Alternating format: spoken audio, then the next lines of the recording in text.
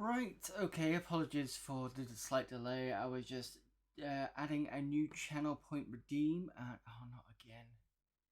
Please don't tell me that the. Give me a sec.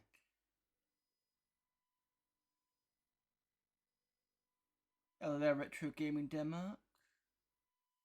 I'm just noticing that my volume is a little low for the microphone.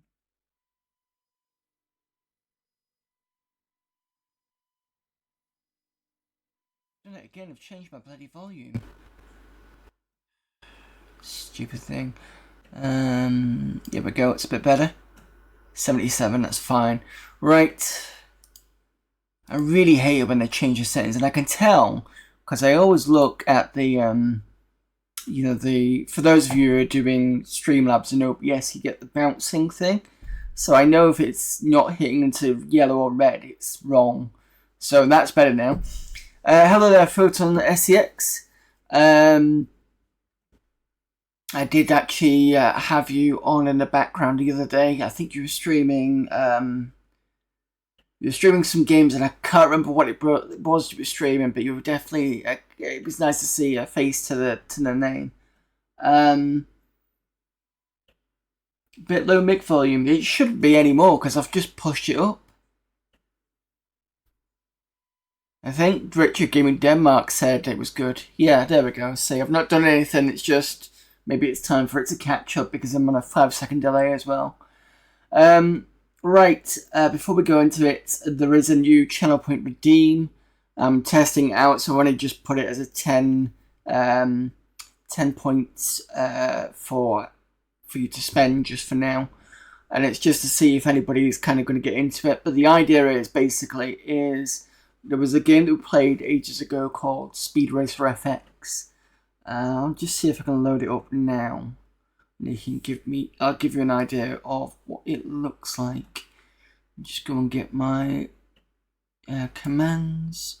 Because what I've done is I've put it through WinUAE and I've set it up so that when I run the command, it will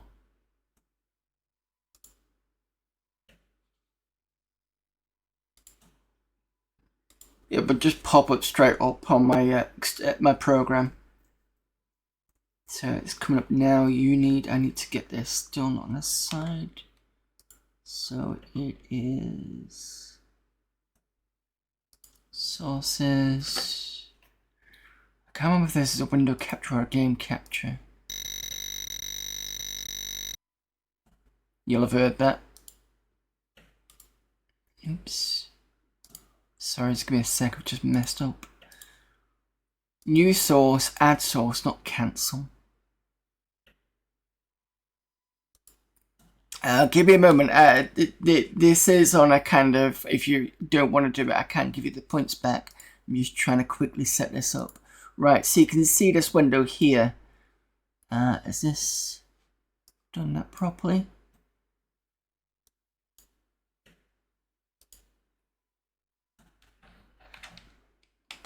What do I have to do? Game capture.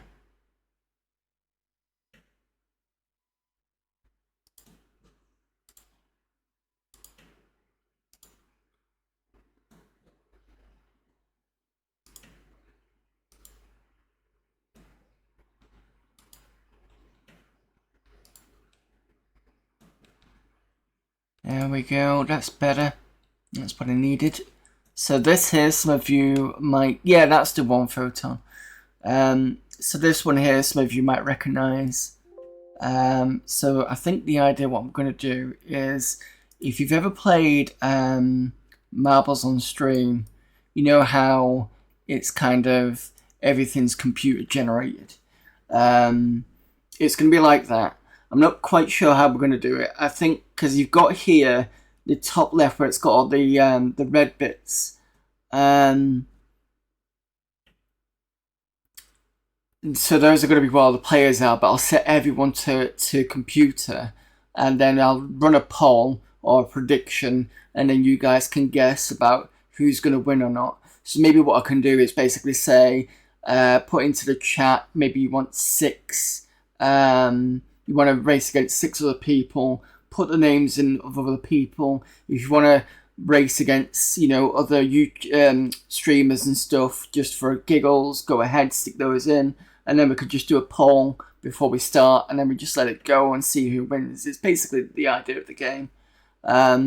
So I don't know if you still want to go ahead with that, Photon.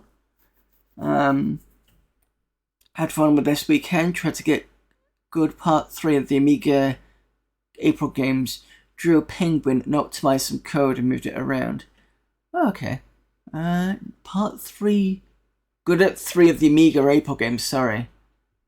I said part 3 for some reason. I think you did do... Let me just have a look.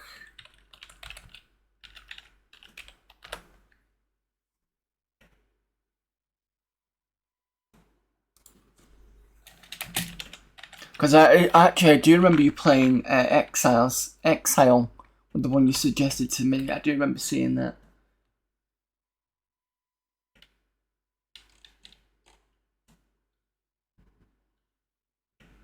It's not coming up on search. I just have to get that done. But yeah, I do remember seeing that. So as an example, so I'll do a quick selection. We need to set up players. So let's say, for example,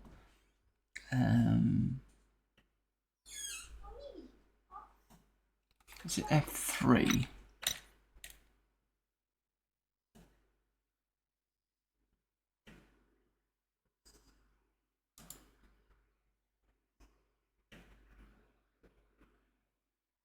I've forgotten how to set this up now.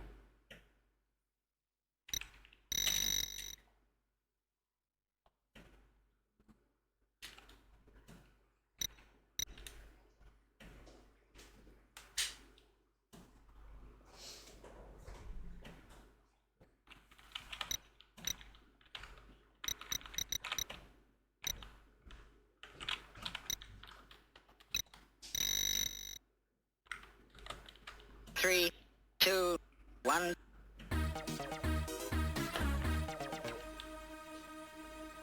Oops, that didn't work.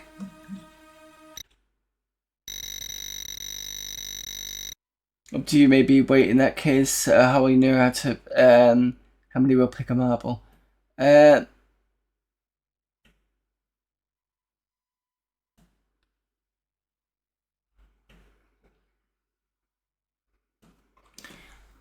I'm not quite sure what you mean by that. I'm just trying to give an example here. So 6 here. There was a way to set this up and I can't remember how you did it. There we go. League setup, add human, add computer. So we'd have to do, let's say for example, add computer. I'm just going to put in, I'm going to do this as an example. So I'm going to say, retro gaming den. If I can spell, add another computer, Photon SCX, add another one, me, like that. We'll do a number of rounds, let's say, I don't know, 1 round, for example, and then just do start competition. Round 1 of 1, let's go. It should all be computer generated, so it'll be 2, 1. And I don't have to do anything.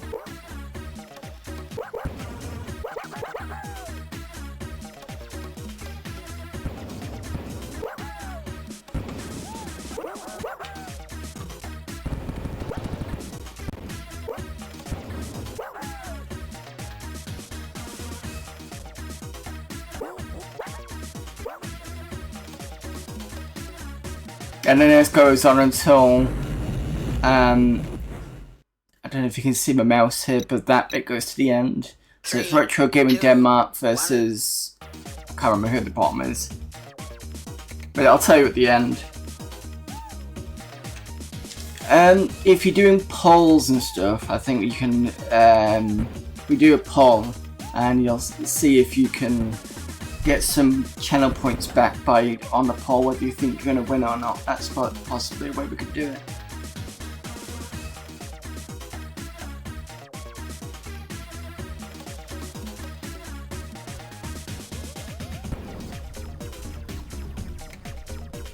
But the other thing is everybody else can get to do the channel points as well. And then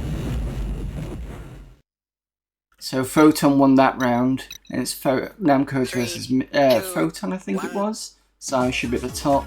There are going to be times where you'll see false start, and that's because if you press forward before the it says go, then basically you get disqualification. So that's going to happen at some point. If we get to pick a game from to play an Amiga game, or for me, possibly. I mean, I suppose so. But I was thinking of just doing it through the channel points. So out of all those rounds, for example, Photon, you would have won that. And then that's the way I was thinking of doing it. So if you want, we could give it a few minutes and do a trial run. I've still got your points here, so if you need them coming back to you, I can reject it, or we can do it in a minute and see what it's like. So I think maybe I need to amend the channel points to say, here's a text box and say number of players and then list of players or something like that. Or rip off. Well, the thing about it is I don't have to do anything. I'm not controlling anything. It's just a computer.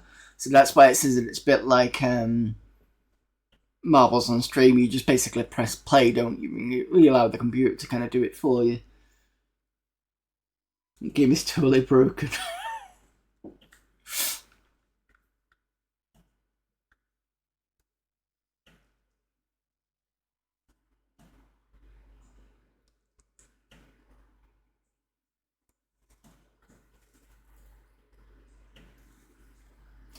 You mean if we win, we get to pick another game to run later?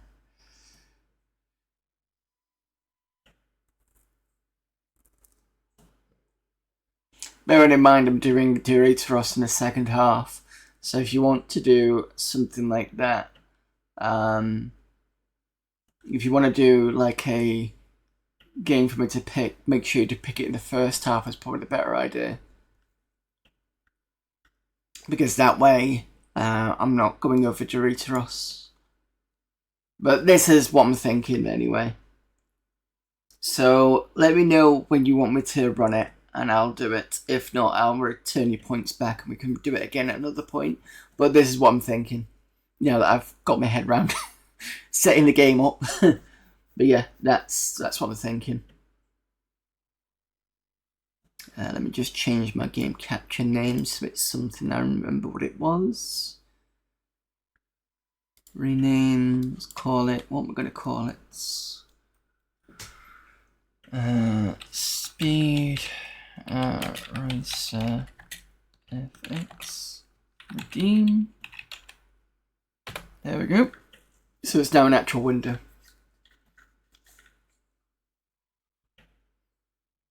I'm just going to hide that for now, so I can bring it in whenever I need it to. But yeah, there you go. So let me know when you want me to run that Photon, and I will, I think what I'm going to request from you is the number of players you want. So you're going to be at least one player, and there'll be another 5 you can choose from. And you've seen how the setup is. It's basically 1 versus 1 from what I can see. I don't think you can change that to anything else. Let me just double check the settings.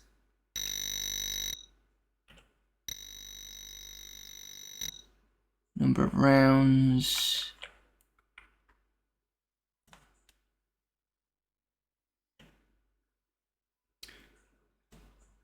So the way that the betting points work, if I remember rightly, it's Viewers who guess the outcome correctly can win channel points. I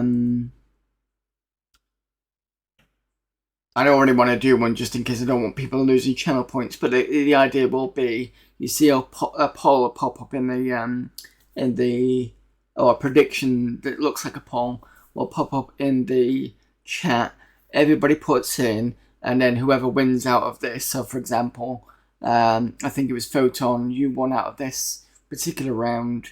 I would put into the prediction that you won, and whoever guessed correctly gets those points back. Or gets, I think it gets a number of points based on. So maybe if like loads of other people are pointing it, that points will be split, but you'll be getting some points returned or won, and that's how that kind of works. That's what I was thinking. Let me just see if there's a better explanation for this. What is it? Prediction.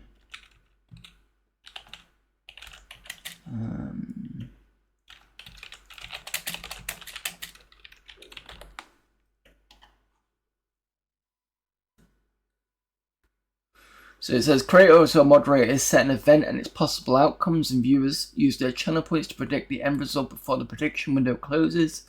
Viewers who guess correctly will win a proportionate share of the channel points pool, and that's how that works.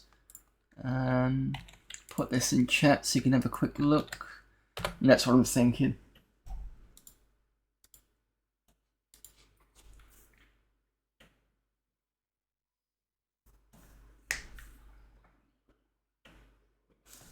Oh, I need to move this. I was meant to move this before.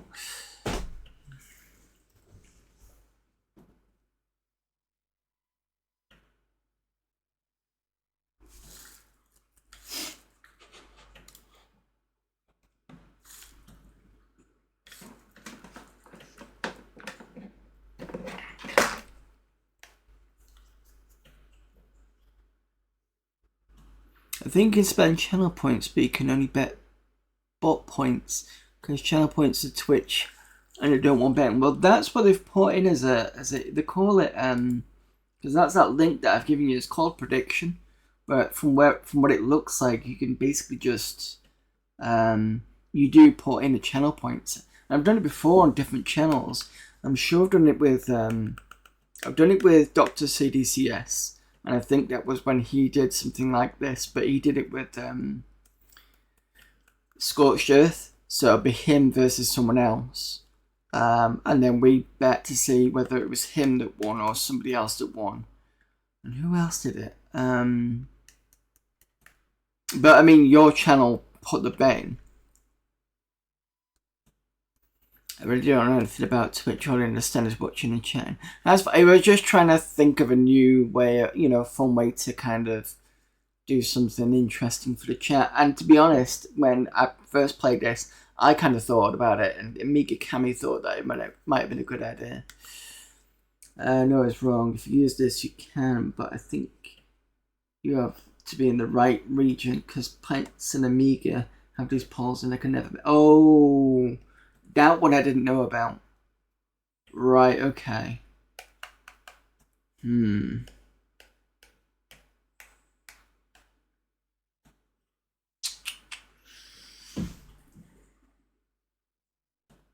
of makes that poll thing a bit pointless, doesn't it? Because I'm in Europe and they're in the US.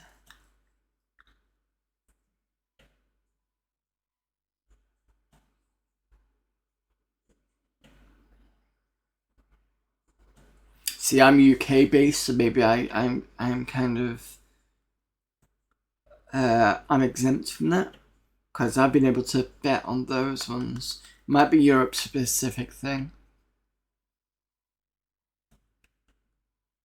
Well, it's something to think about anyway. I've got the redeem ready. I can give you the points back. We could have another think about it, but I'm just trying to think how else I can do this.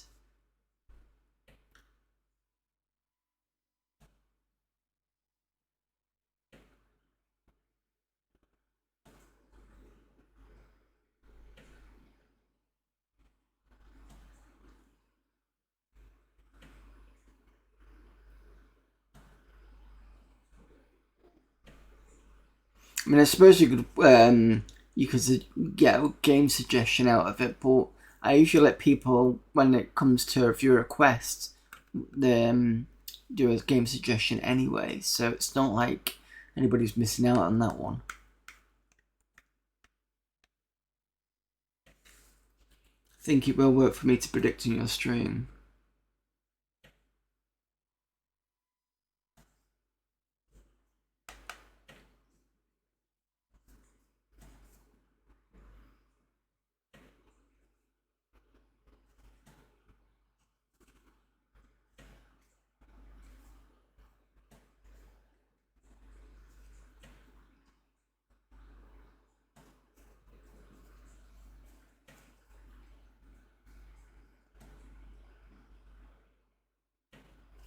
You know what? I'm going to run a test on that. Let me just quickly put a prediction up.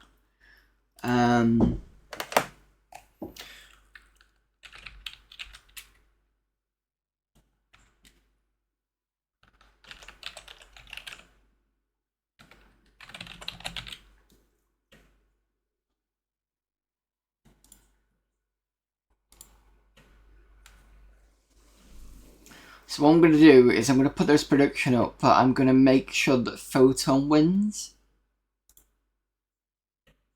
Confirm prediction. Streamer or mod will need to confirm the outcome within 24 hours. Don't show this again. Okay, I've got it.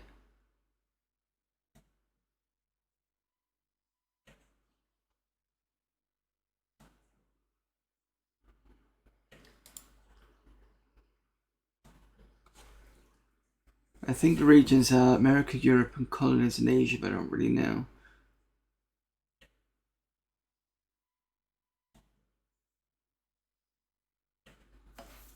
Okay, so if can I actually bet on this?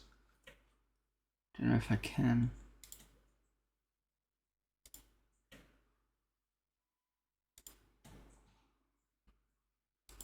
Oh, I can't. Great. I can't bet on it because I'm behind the thingy.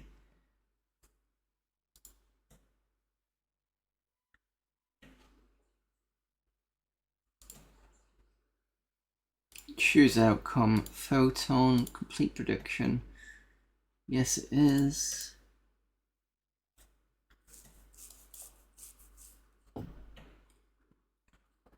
So I don't know if anybody saw that on there. I know you might not have wanted to put in the thing, but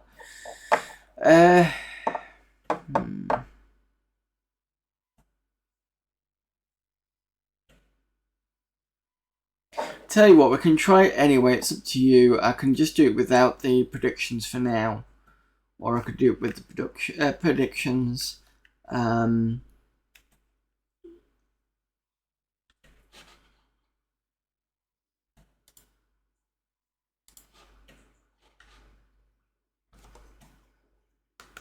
kind of stuck now. What I'm supposed to be doing. So yeah, so it's up to you. If you want to still go ahead, I can do it, and I can do it. Just say whether you want me to do predictions or not predictions. If we do it with predictions, I was too slow. It ended. Okay, sorry. Let me just redo it again.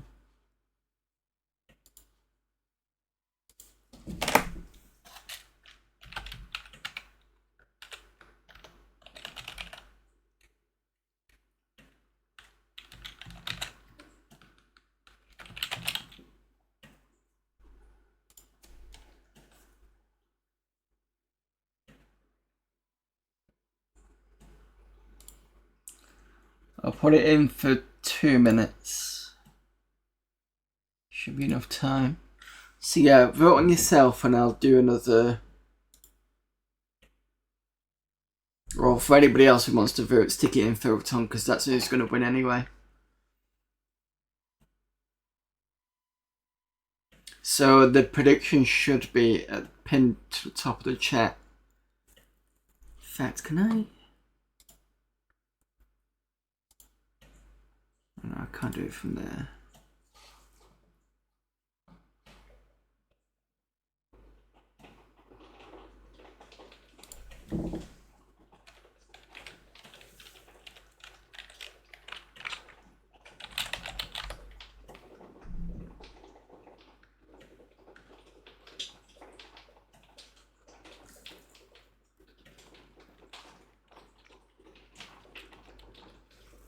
It started, but it said viewers in your region can only predict without using chat. What the So are they making you buy that sort of thing? That's weird.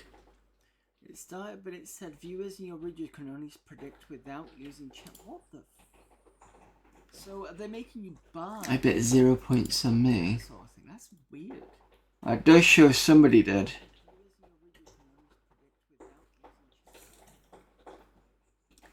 Viewers in your region can only predict without using channel points. What are they expecting to predict with? What, actual bits?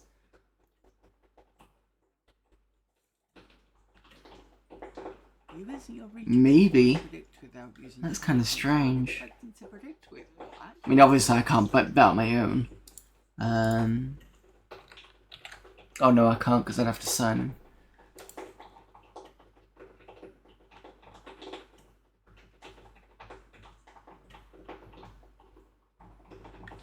See what happens if I put them. So choose outcome, photon, complete prediction, yes.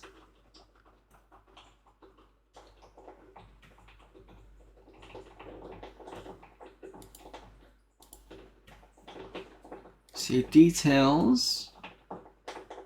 I get total voters 1, but obviously you couldn't put anything in there. And it does say 0 goes to photon SCX.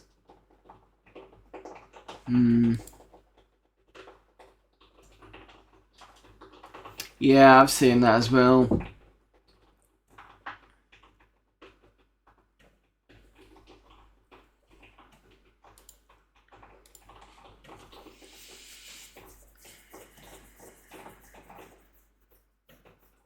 Right, so it means that certain viewers aren't going to be able to use the prediction thing.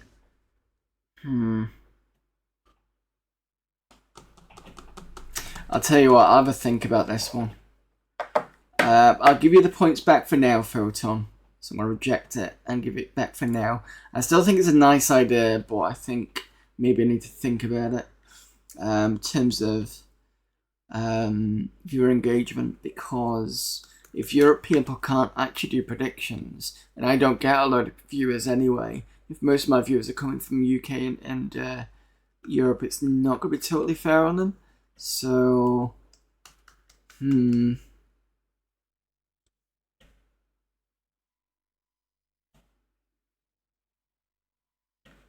Have you got any channel points on this? You should have some. I think you should have at least 50. You must have had some anyway, because you otherwise you wouldn't have been able to. I'll have to have a look into it.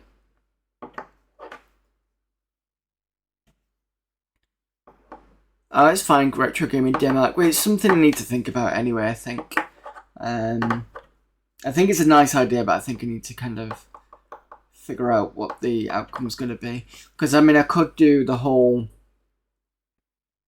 Just do it anyway, but people might be a bit like meh on the whole thing because there's not really much to come back to for the person doing it.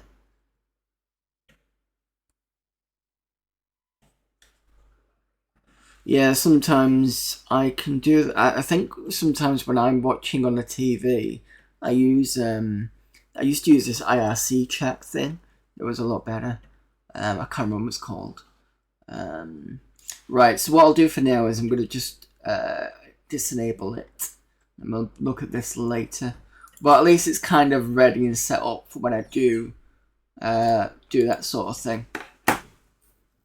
So thanks Photon Retro Gaming Denmark for helping trialing that out. But yeah, I'm going to have to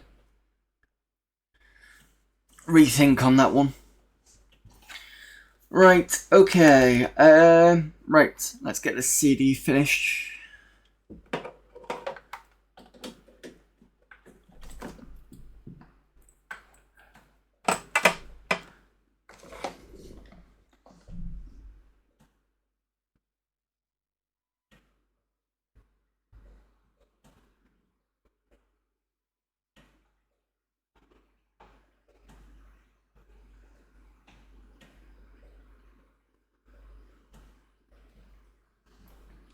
Oh, does that mean you don't get ads? Ah, fair enough.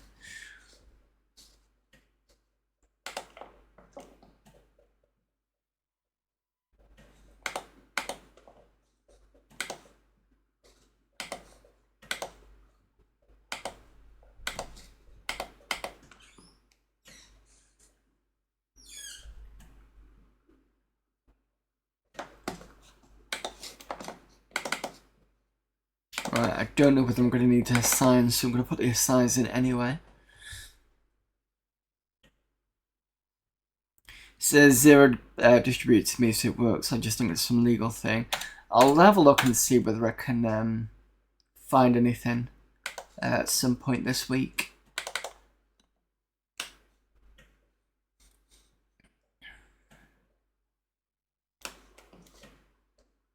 Right, I think we just need to finish a gallery section off, didn't we?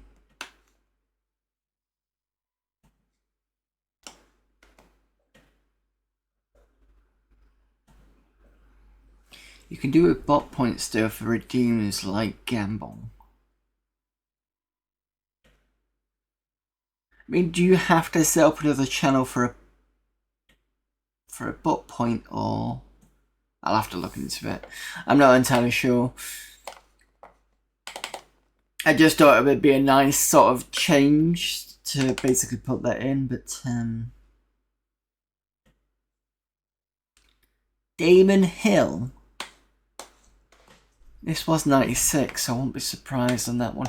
So for those of you who don't know, Damon Hill, if I remember rightly, is the British Formula 1 racing driver from back in the late 90s, I think it was, mid-late 90s. World champion, yeah, I remember that. What was he driving? Was it McLaren at the time? I think it was. Because Coulthard was still around at that point. I think Coulthard was doing the Ferrari. And they were the top two teams anyway.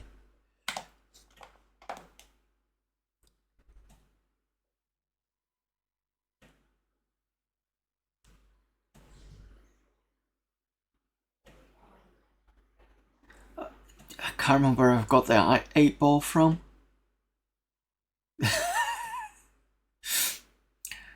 I'll have to find out where I got the 8-ball from. It might be from which service I'm still getting. I used to use before I switched over to mix it up, I used to use there was another bot thing I used to use, and that might be coming from that. I could be wrong though. Birdie. Hello there, Litwarski.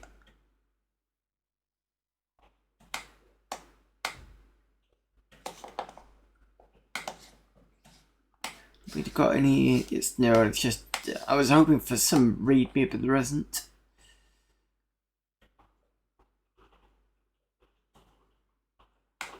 Someone's love for Amiga format there.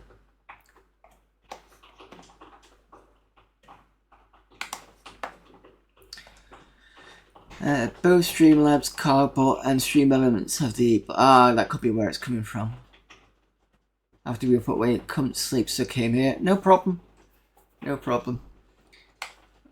I'm just going to skip through some of these. I know we've got lots, but can't remember where I am now. I've just been in Richard Williams folder. Signed Bagshaw. 3D photograph of dried plants requires red-green filters. Produced at Western Road High School, Stafford, as part of the Artist GCSE Art course. Equipment used: A500 with DigiView digitizer, Sony Betamax video camera, Artist Sound Bagshaw. It's gonna look horrible. Yeah. This looks almost like you need 3D glasses, perhaps, or something like that.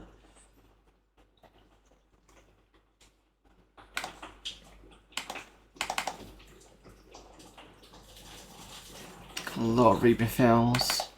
Surf Chase. Picture created in the wee hours of the morning using AS. Imagine on Amiga 1200. 030 40 MHz FPU 40 MHz as well. So that is this one.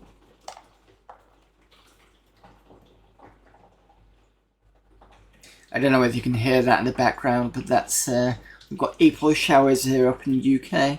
So every so often it's kind of deciding to rain and not, deciding to hail and not, deciding to have heavy rain and then not again.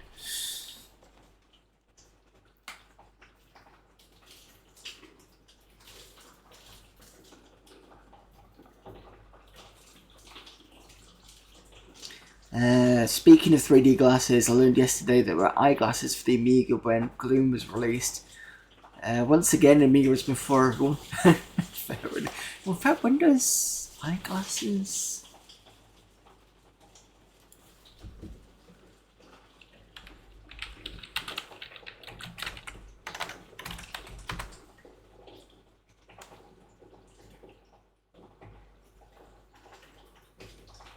$1995 apparently. Would that have been before Atari's VR?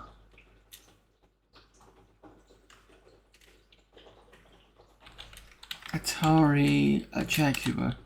Can't remember if they actually had one or not.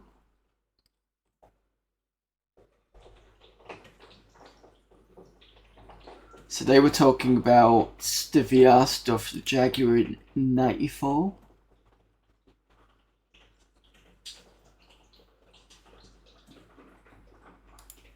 I can't remember. I think it didn't get released though.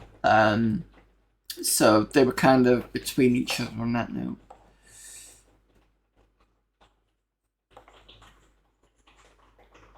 We had something like that for the last 2 days, and now we have flowers. Well, it's the UK. We're just gonna get pissed on anyway. So, especially up in the north, piston.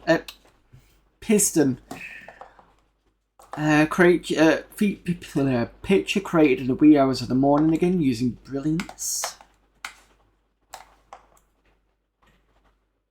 Still being creative even that coming out, yeah.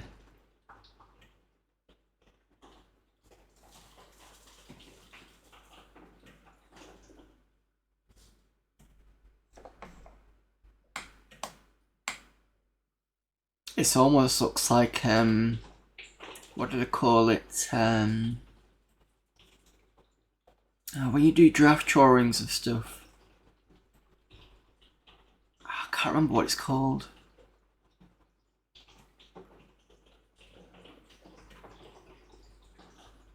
You know, when you get the technical drawings, CAD, that's what I was thinking. Yep, that's the one. That's what this looks like. In a way.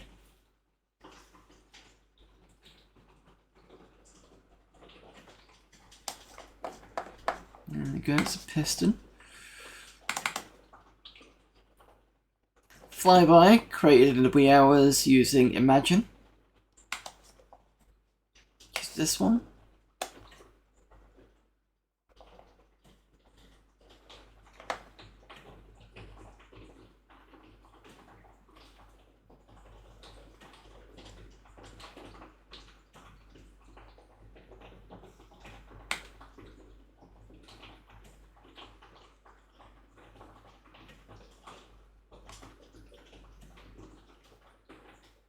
I really love the fact that you guys are getting a much better picture than I am, in a way, because of the dithering works better. I think it works better with the compression and stuff. Because what I can see on your side is it looks a lot less dithered.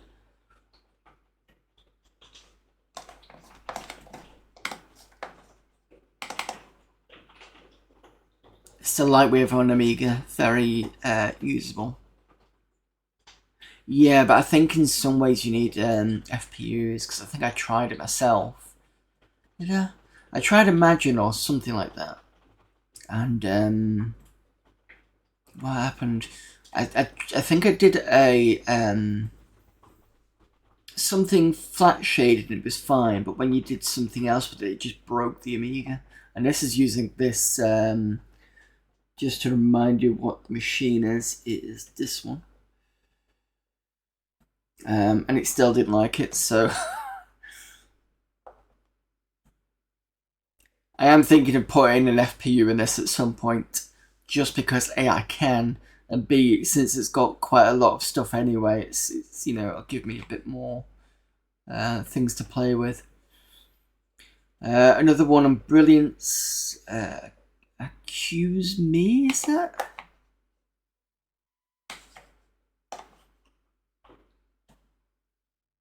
It's an animation.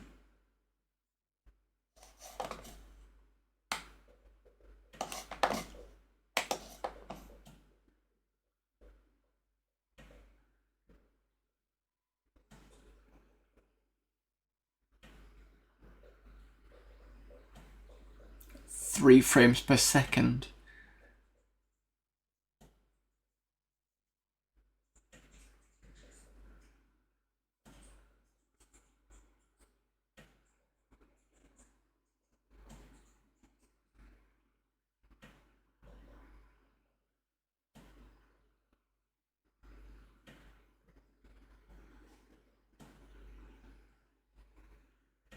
I have no idea what this is. Oh, NASA TV. Is this someone's TV card?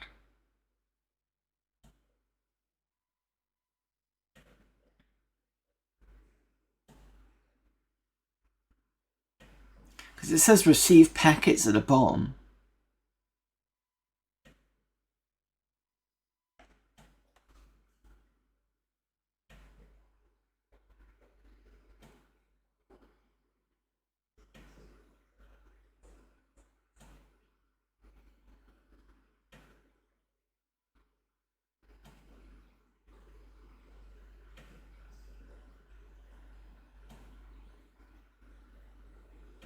And then this is something different.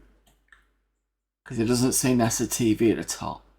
So I'm not sure if it's somebody's webcam, maybe.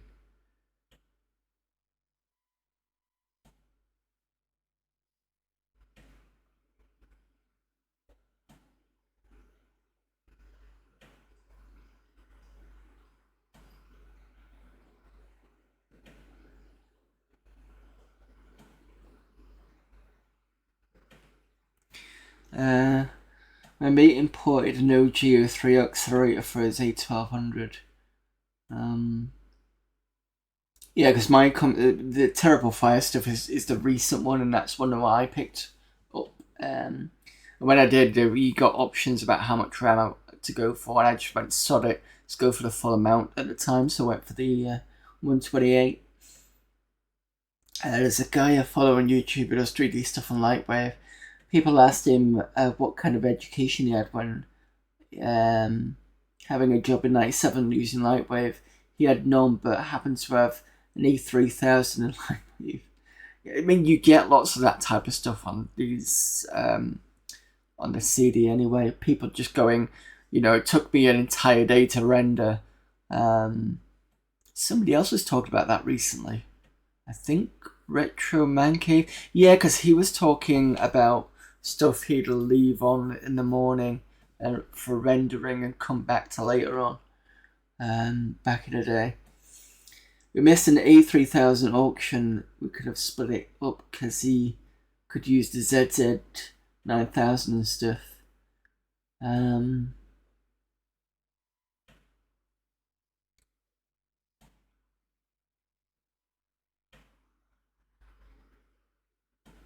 With a top spec A2000 when I worked at Argonaut. Had an excellent video taster. Hello there, Rizzo. How are you? I'm okay. You worked at Argonaut. Hang on a minute, I recognise that name.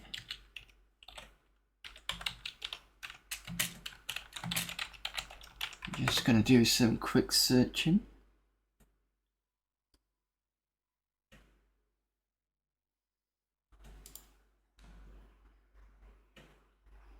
All 5 thanks, kicking it back and relaxing. Argonaut software, yep. Starglider 2. We should have did more than that.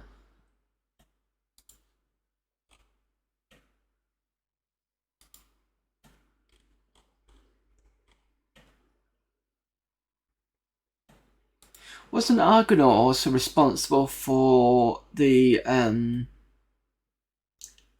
Super FX chip as well? Or because I know one of the companies did.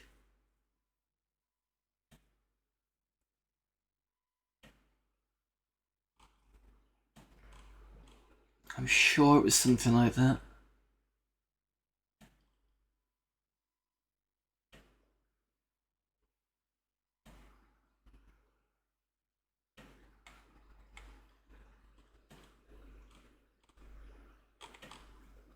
Yeah, they were getting that chip done when I was. Yeah, I thought so. I knew I recognised the name Argonaut software from somewhere.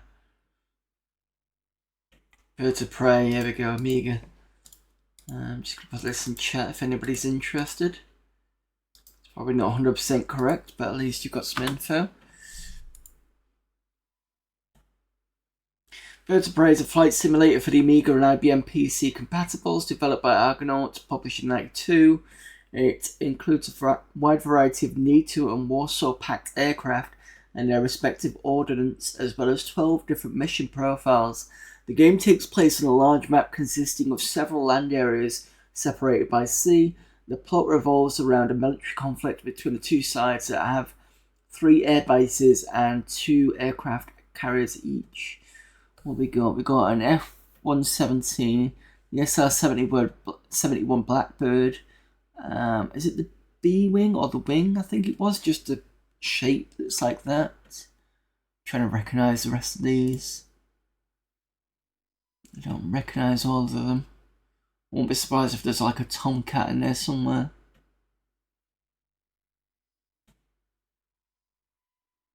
That's on the box anyway that I can see.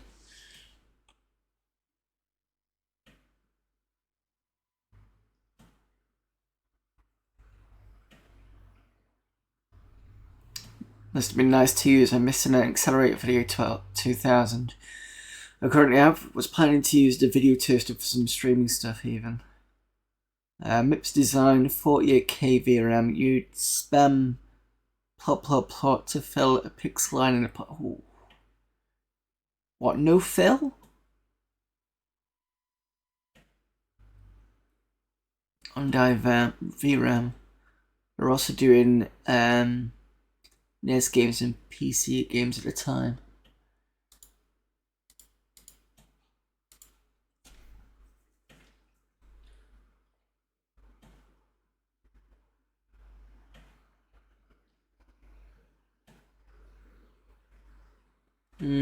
Okay, fair enough. At one point I was considering if it was possible to do, because I know that the Mega Drive had... Oh, what was the chip called? They didn't do many games, but it was supposed to be pretty good. It's the equivalent. What was the chip called? It ran Virtual Racing on the Mega Drive. Was it a DSP? No, SVP chip. That was it. It was supposed to be a little bit better than the Super FX chip, and I was wondering if it was possible to do Doom on it. I think it is, but I think the problem you'd have to look at Doom would be the colour palette would be completely off. It wouldn't be quite right. I think that was the issue.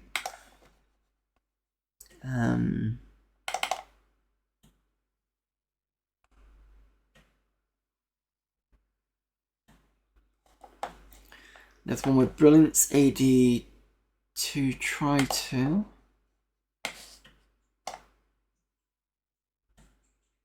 Yeah, no failure, interpolated the edges and jumped into a big bottle pot still. God, that must have been a pain in the arse to do, because it'd just be line, pretty much like when you see the Spectrum kind of doing this, when it's doing, when it's when it's kind of filled the lines on something. I'm just trying to think, like Lord of the Rings I think is a good example, where it does all the line drawing and then it kind of does this all the way down. I suspect that would be the same thing.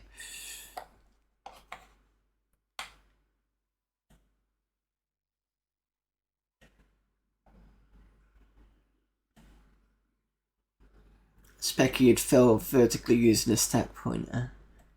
Because can't you do something like, isn't there instruction that you can do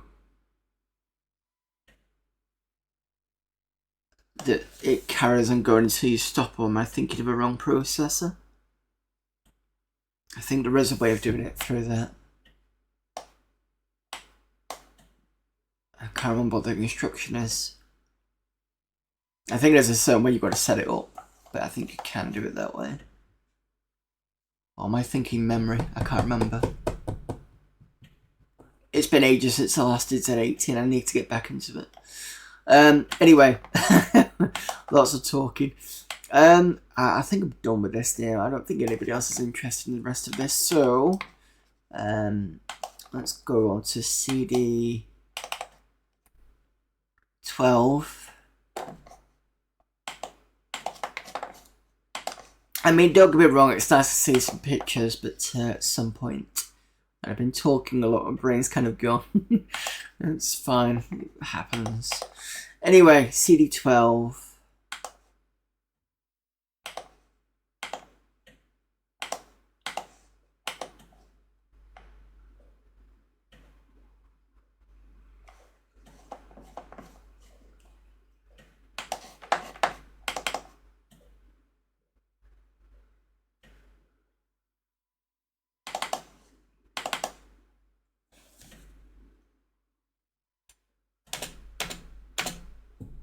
Yes, we're at CD 12.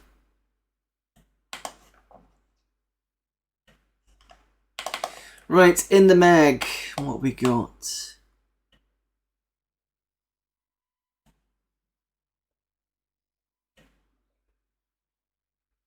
We do go, right, so basically the way this goes, this CD will take me over a month to go through. So we'll start off in the mag and it'll be whatever's in there. Emulation is always a good one to go through, because on this one you've got the MSX, you've got the Beeb, you've got Spectrum, and we usually have a look through those. And then once we get to the games, they'll be in, so that's a game, Time Warrior, Shareware will have some here, Young Defenders pop back up again, what a surprise. And then that's usually it for the games, until sometimes Reader Stuff might have it in there, but they'll have a load of stuff in there. And then I usually go through Seriously Amiga. This is all the kind of applications and stuff. So I'll go through a lot of it. So the best place to be if you just want to look at the games is probably the first couple of weeks, because that's when it's in the mag and the screenplay, but they can get the emulation side, and then the rest of it you might want to skip, but also beware. Also remember that I do games in the second half to keep it all interesting. So that's the way I do it that way. Jordan Jordash. Oh, these were just images, I think. Yeah, it's definitely not a cover, but it is proper CD stuff, so you're getting a load of stuff in here. I could have a look at a couple of these. See what the README says.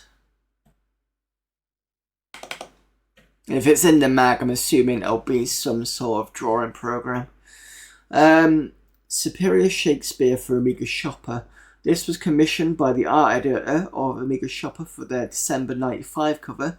The project quickly evolved into painting the sepia gradient, which appeared within the Amiga Shopper logo at the top of the cover, and a host of smaller illustrations for breaking the main DTP, that's desktop publishing feature, within the magazine. These include Feather JPEG, Hand JPEG, His Head JPEG, Ink GIF, Keyboard GIF, Keys 2 JPEG, Mouse JPEG, Mouse 2 JPEG, Rose JPEG, Scroll JPEG, and Scroll 2 JPEG. A couple of months later, I was again commissioned by Amiga Shopper, this time illustrating an article of piracy in the same sepia style. The graphics include chess JPEG, coins JPEG, cross JPEG. I'm just going to say what they are without JPEGs. Dagger discs, flag, galleon, gun, leg bone, motif, scroll, skull, sword, thin bone, tiny head, and two bone. All work was painted on paper and scanned by using my Epson flatbed before being touched up on Brilliance 2. Is that? I suspect Demon is probably not around still. Just see if it is. It's probably not. Wicked Moon. So that's Demon Internet, isn't it? Yeah. Figured that was going to happen.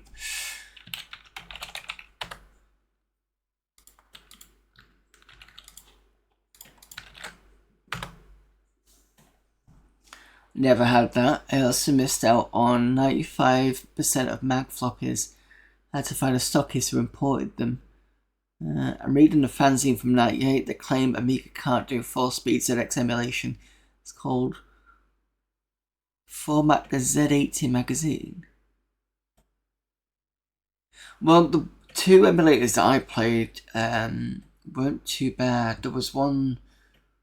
Some of them are not great, some of them are okay.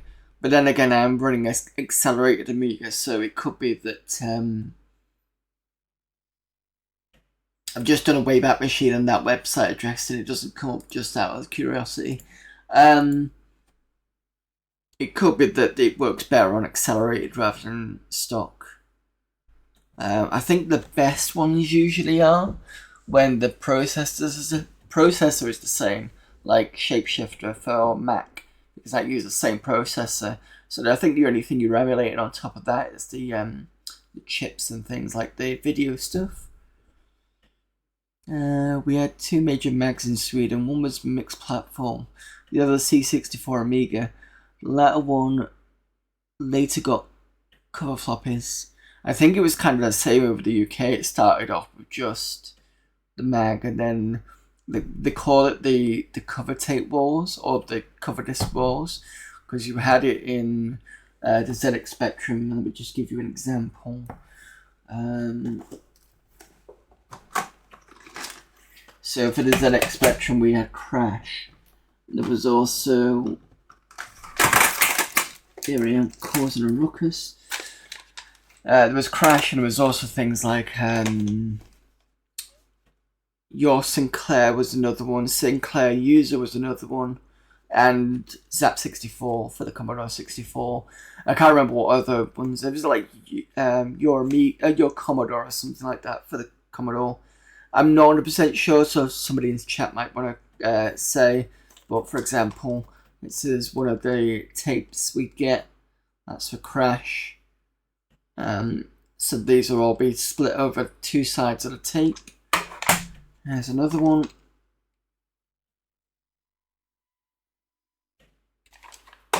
And there's another one. Some of these would be full games. So the full game would have come out years ago, and then we get the full game later on. Sometimes there'll be things that people have made and just submitted to the Mac, pretty much like you got with the Amiga stuff. In fact, do I actually have an Amiga example?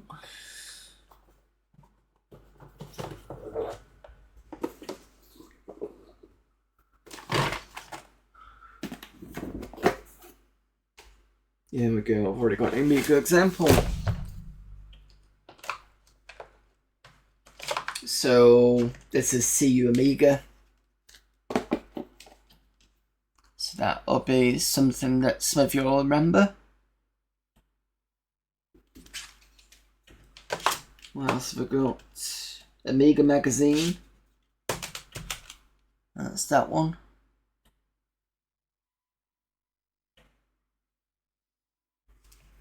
And I've got an Amiga format one, because it's on CD. That is an Amiga format one. Come on.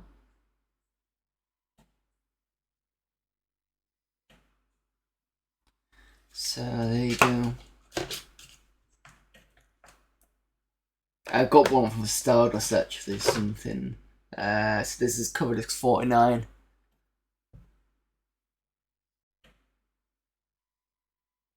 Let's give it a time for it to get go. A nice Stardust cover there. Put that with the other one. So what was the other one I got? Was it? So this is 49. This is 39B.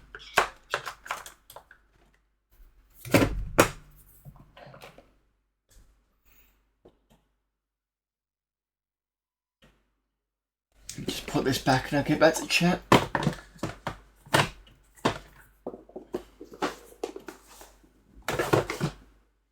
Oh, in case you've never seen one as well, when I first started streaming, I used Amiga OS 3.5, so that's what I started off with before I moved over to when I slowly built this up.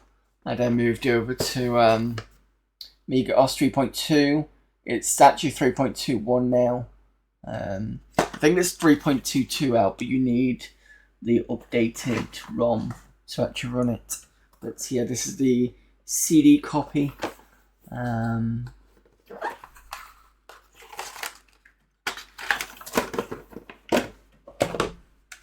there you go, that's the CD copy there. And nice little... So this is what I started off with when I was streaming.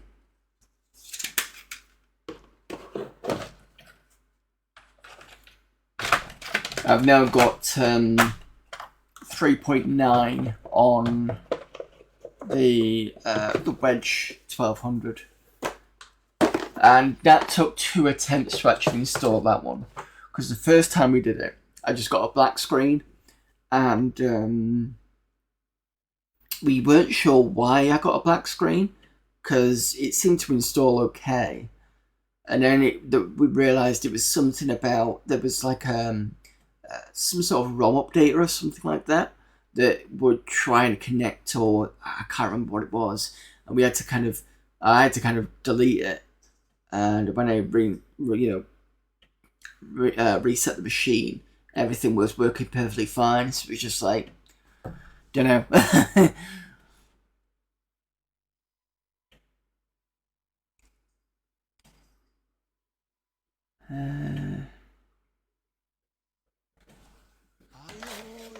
Thank you for the follow there, Rizzo.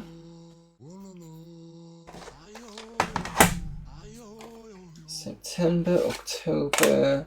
Let's put this back in order.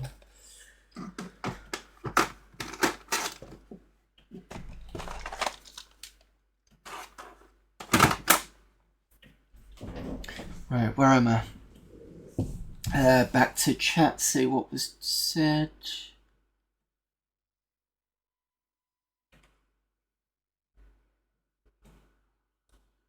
I never had that. I also missed it. Oh, yeah, I've already said that one.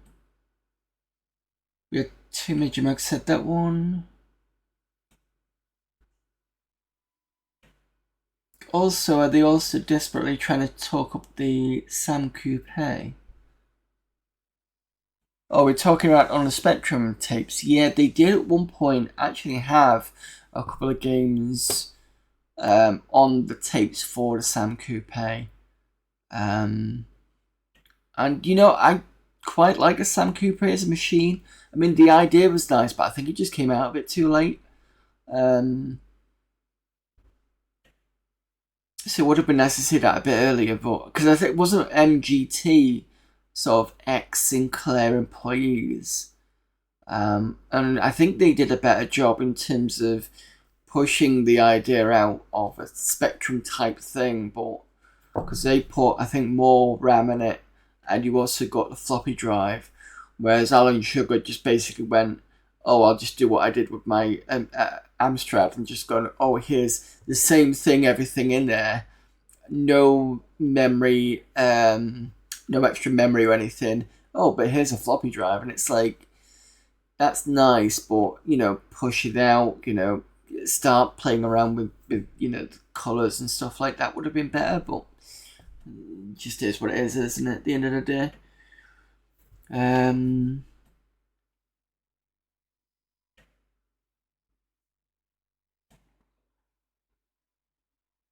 Bought up some of the last ones, but back then it was CU's app. The one I've heard about, the one was known for having wasn't the one something like the scores were out of 1,000 or something like that.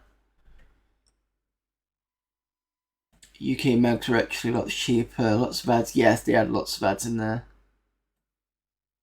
I have a huge box of cover tapes in the basement. Yeah, what I was trying to do with the Spectrum one was I was trying to finish my collection of Crash ones. But it's going to take me a while to actually do that, to be fair. Because at the moment I'm kind of in between jobs. I'm a coder in ScoopX, and Twitch. I play some games now, but I'm not as good as these guys, except maybe on one of a few of my favourites. Retro Gaming Denmark, if that was Amiga Gamer, you'd get the first thing Amiga Gamer does is they'll use the TTS chat to announce themselves. So I'm pretty sure that that's not Amiga Gamer. I could be wrong, but there we go.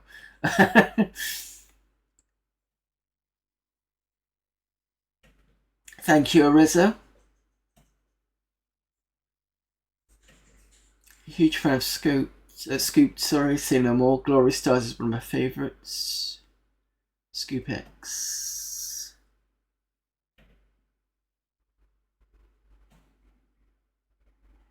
You could get some nice game demos and sometimes full games. I remember Flood, Garrison, Lemmings, and some fight shooter games, yeah. You'd like to see Glory Stars. I'm not doing any requests today, but if you want, I can add that to Fridays. So I'll do that now. I'll just make a note into the Discord and then add it in for Friday. Because that's when I'm doing the random Amiga games and viewer requests.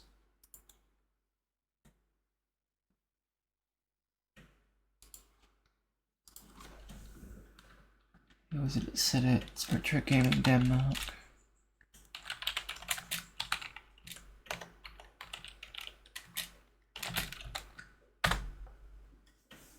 Cool, right, it's been added.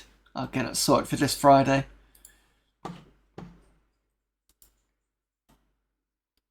No problem there, Arizo.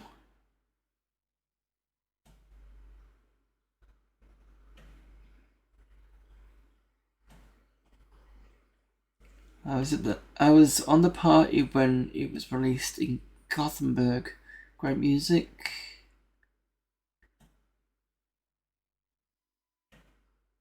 Sam Coupe is so fancy name I pronounce it Sam Coupe. Bids on Sam Coupe starting at 7. Yeah, it is an expensive machine. And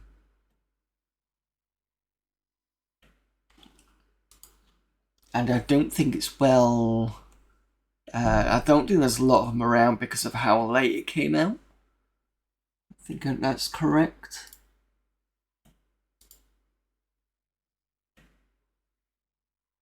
Specky getting some love on Amiga now with Z80 Translator, whatever it's called. Played Alienate on A500 back in the day, but it might have been not full speed then. Speaking of Specky, looked hard at a good Specky Plus 2 lot. He's got one as a teen. Student exchange in Wales. Right, so I'm going to show off a couple of things and then I'm going to carry on with the stream. So when I've done, because I do have a Spectrum machine, I'll go grab mine.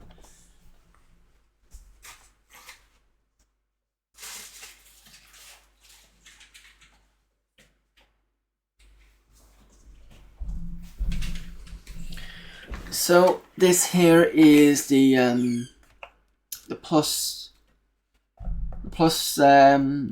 Spectrum Plus, sorry, 48K Spectrum Plus. Obviously it's not 1 to 8K because there's no toast rack here. And I have streamed from this before. A lot of my reviewers will remember me doing this.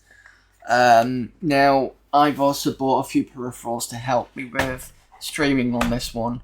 One of them being the AY. Let me show you what they are.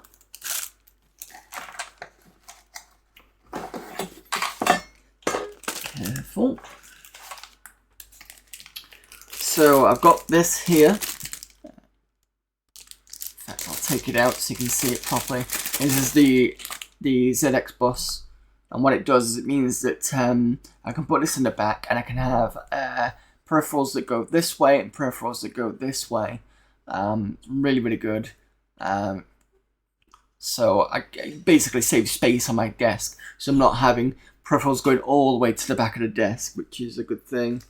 I think that was about £15. I bought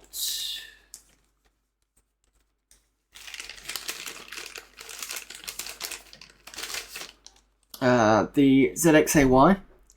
So this allows me to pipe the beeper from the Spectrum to the, well, from what you can hear. So that'll be my line out. so you guys can hear what I can hear. The only difference is I can't pipe out the Spectrum loading, so at least that's is one of those compromises. It doesn't work for a lot. It works for a lot of games, but there's some games it's not happy with.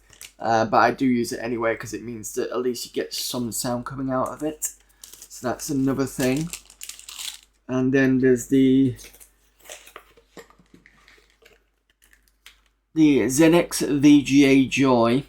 And then what this allows me to do is it allows me to put the video signal or the ZX Spectrum out via VGA. So then you get the VGA from this, and then you get the music from this. So it kind of combines and works very well. And that's what I have done before.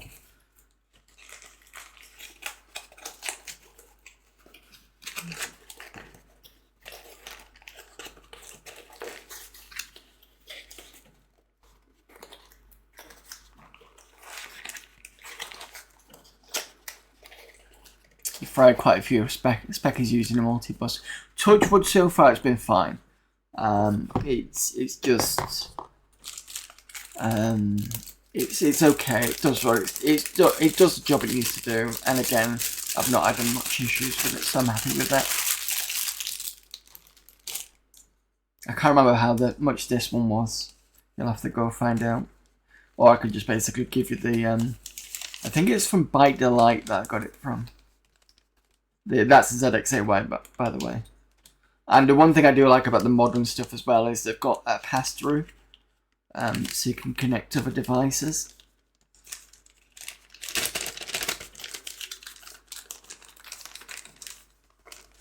Oh, one thing to note about the ZX VGA Joy, if you've got the Div MMC, what you'll find is that one of the directions won't work, and it'll probably be because you've got two joysticks fighting for supremacy. So that'll be whatever's on the VGA Joy and whatever's on the Div MMC, because I'm pretty sure that has joystick ports. So you'll need to turn off one of them and you should be fine in terms of controlling stuff. So that's something to bear in mind. The other thing I've got as well, which was fun to play around with, is this, the ComCom. So some of you may remember me playing around with this. This allows me to... So this is this goes into the back, and it does have its own little bus port, allowing me to put other things in there. What this allows me to do is it allows me to remap. So these here are all the numbers. So numbers at the top, QWERTY, and everything else. So you know, if you get those games that have such a weird control scheme, one example is Halls of the Things, where it has a ZX for left and right, but N and M for up and down, which makes it kind of, for me, I just can't think about that, because I've got to also think about, was it F for fireball, L for lightning, and then my brain goes, I can't remember which one N and M is in terms of up and down. So this makes it a lot easier, because then I can remap it all, and there's the joystick port that it comes out to. The other one good thing it's good at, and that's what it's been set up at the moment, is it the cursor keys. So it'll be 5, 6, 7, 8, and 0. So it's almost like playing finger kaplunk with your fingers, because you're not quite sure which one it is, and you're kind of like doing like sort of this with your fingers, because you're trying to remember these two are left and right, these two are up and down. It's just like, no. So ComCom was great for kind of getting around that sort of issue. And it was about 20 odd quid. It wasn't massively expensive. So that's a good one if you're looking for peripherals.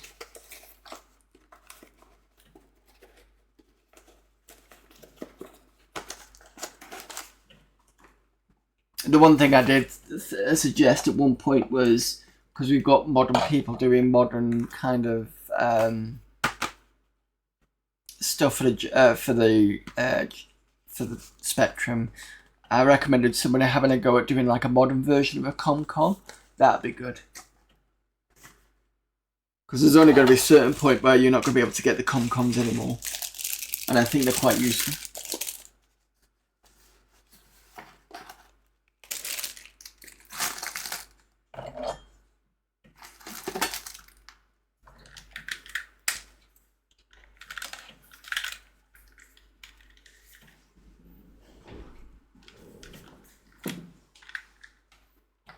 Let's get my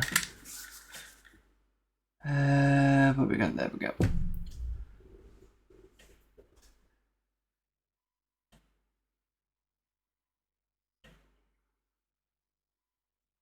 You should catch up with Chap again. Mr. Space Scoopers has done some recent demos. Emulated in CPID or real physical AI. I'm assuming it's a physical AI. I'm not quite sure. Give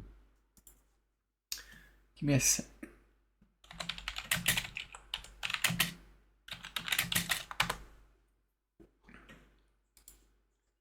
I'll give you the webpage to have a look at. And you can see for yourself. I'm fairly sure it is a real one. So that's the webpage for ZXAY.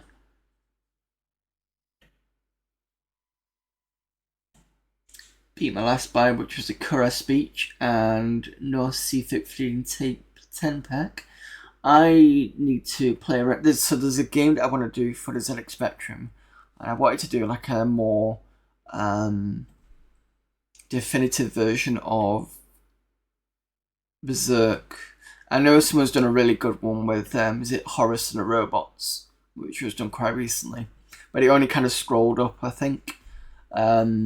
And what I'd done was I looked at the Kura speech thing and I learnt the process of how you do the phonetics. And I based it on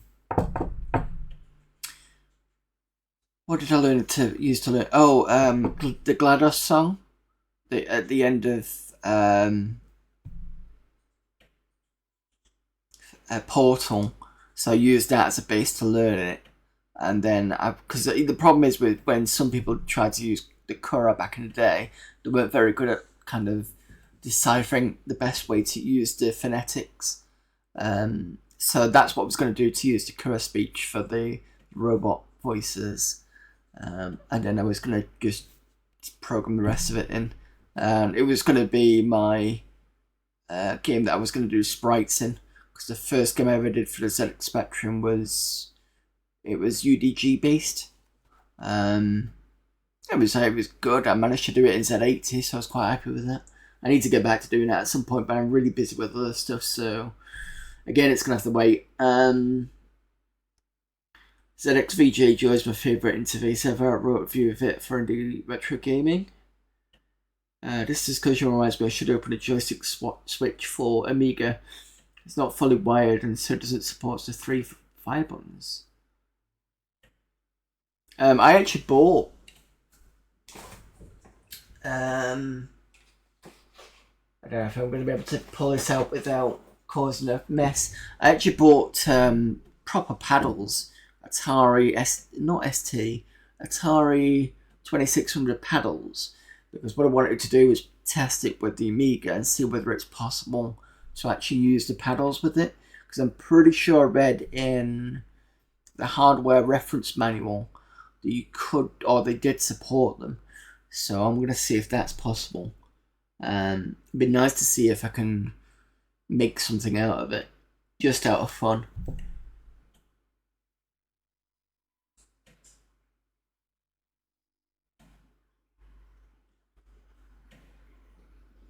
Right, okay. I think I've caught up with chat now. The rest of you are talking to each other. That's okay. Right, so Speria.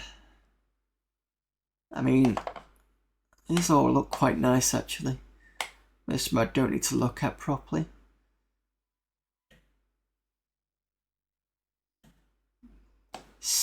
Is this the Spice Girls? This one? I mean, it's the right time frame.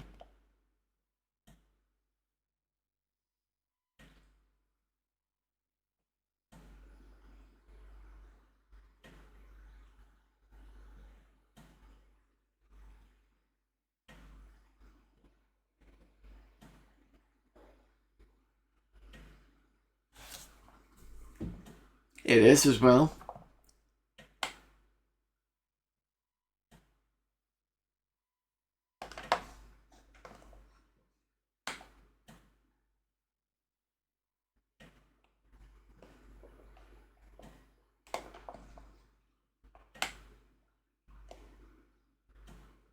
$97.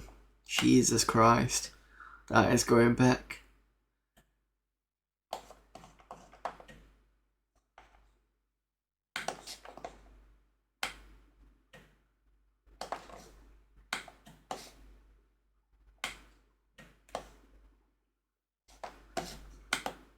Dumb Wolf. I thought it might be Gladiator's Wolf, but it's not.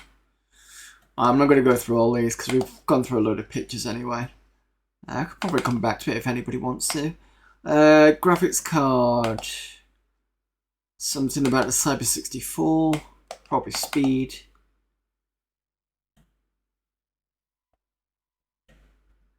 Graphic board Picasso 4 with 4 meg of RAM. It just tells you all how speedy it is. I'll slowly go through that so you can look at that later.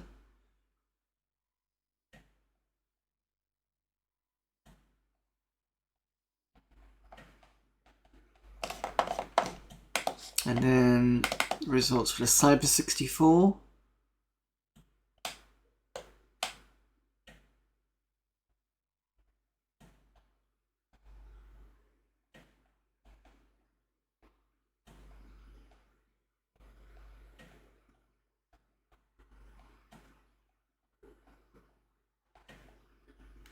There we go. Alright, emulation. The fun part of this.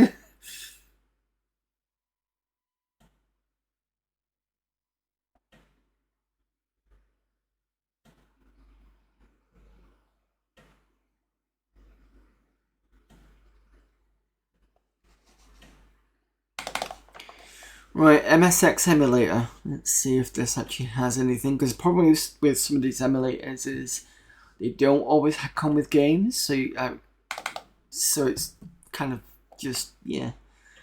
Insert volume PC0.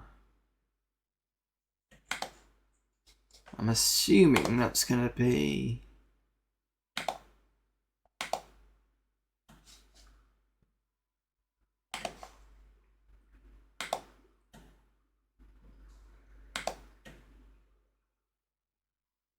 So I'm assuming that's going to be this.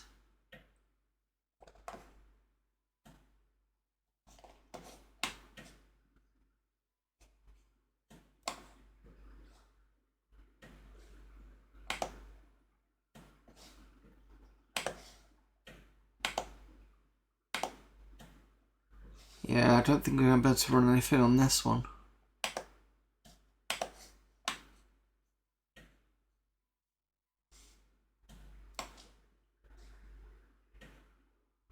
Emulator for MSX computers based on FMSX Unix. Sure, FMSX is still going today. See if it'll run. Yeah, it runs.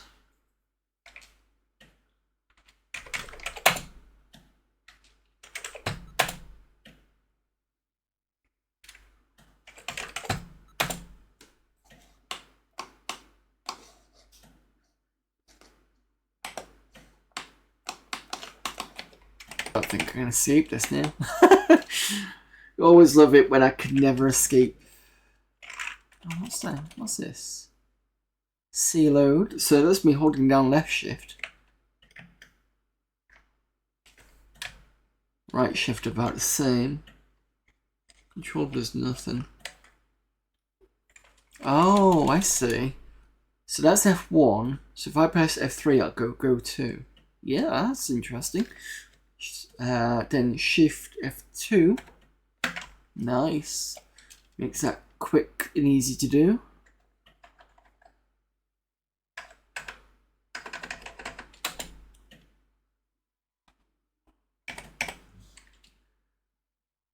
Question is though, I'm entirely sure to quit.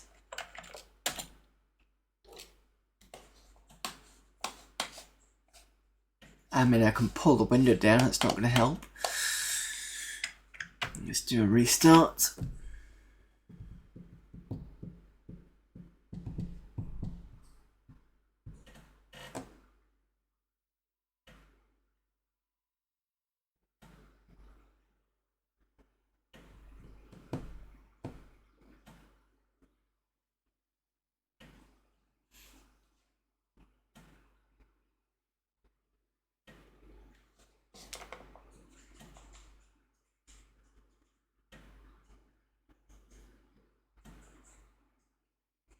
Perhaps over 50 micros and consoles today, all the things I dreamed of as a kid. I suppose that's the thing where you get to the point where you're able to afford things. You can now look back and go, right, want to buy this, want to buy this, want to buy this, and nobody's going to tell me otherwise. I mean, for me, it's two things. One, cost, two, space, which is why I've got a Mister. So then anything else, so I can get a small collection of things that I really want, like the Spectrum or the Amiga or the ST. I've still got some consoles, and the good thing about consoles is they're under this desk because I've got like a little too high cupboard thing that I've just put down there, and I've put the Saturn, Dreamcast, and PS2 down there. So that's space saving in a good way. I can't remember where I was going with this, but oh yeah, the rest of the stuff I can just put it on Mister, which is done really well in terms of providing a lot of really good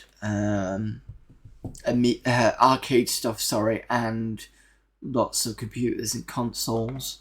I think the most impressive one so far for me personally is the Saturn. Some could argue also the PlayStation, because I think both of those to have said it probably wasn't going to be possible, and somebody found out that yep, it is possible. So it's good to see them.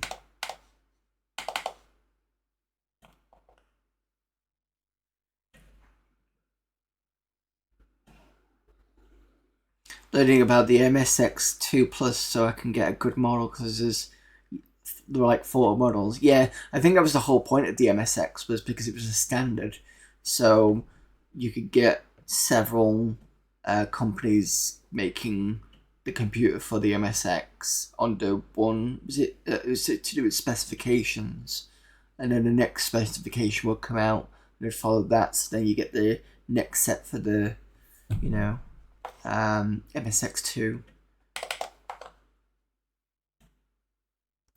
A beep. What ROM's in here? Sample disk.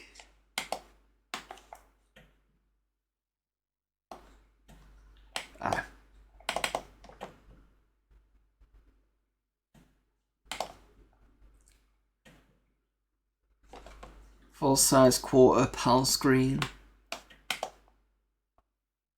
Window too small.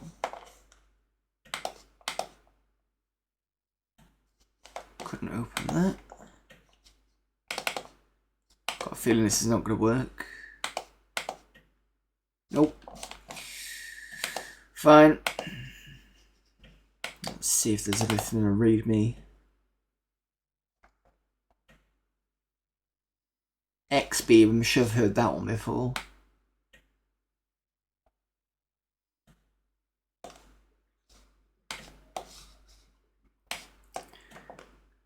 Fast Amiga needed. Teletext stuff, adventure games, etc. will need a fast 030, but probably sufficient with a bit patience for bitmap games. Good for 040 is essential. OS3 upwards. Graphics card or AGA. Patch WPA8 for machines without a graphics card. 2 ROM snapshots, basic ROM. See, it did try opening it. Let me just... Oh, maybe it doesn't have it. Alright, fair enough. A-Beam didn't work. PC is probably going to be, yeah, all different PC task 4, task 2, platform demos for the PC, Wolfie, War 3D, that's interesting, Driller.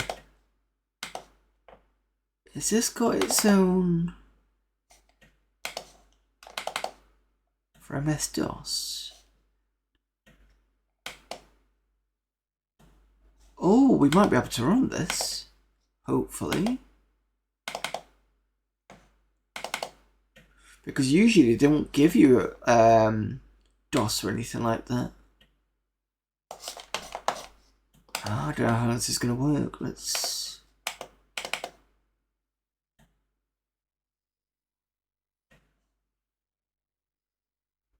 create a hard disk file, hard drive C.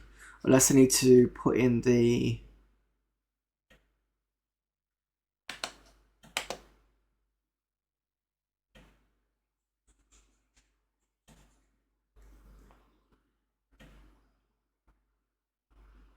many more, yeah. Maybe an X68K got to play one of those at the last demo party. Yeah, I played one of those at they usually have it at the Play Expo in Blackpool. They're really nice looking machines, and I think graphically they were really, really good. The interesting one, if anybody knows of the game Battletech, the first one that came out, because I remember on PC, and in fact, actually, there's something about that. So I got lent this years ago. So this is the Battletech Power Hits thing. So that includes the original Crescent Hawk's Inception, the sequel Revenge, and Mech Warrior in this. And I recently met the guy that gave it to me, and I said, hey, you let me this ages ago. I can give it back if you want. And he said, no, it's fine. So it's now officially mine. But the good thing about this is Mech Warrior that came out on this one, we saw they all pixelated. Now, I'm pretty sure the the X86K. Let me get this right. X68K does have a version, but their version isn't pixelated. It's all kind of... what's the best way to describe it? Like cel-shaded? Like that sort of kind of animation? Oh, well, that sort of drawing.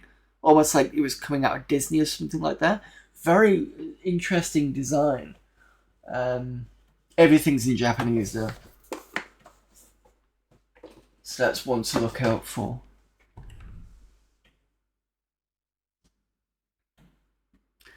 This one I did say we were going to come back to at one point, because I did say we wanted to have a look at it. And I actually bought some discs for the Amiga, so I need to...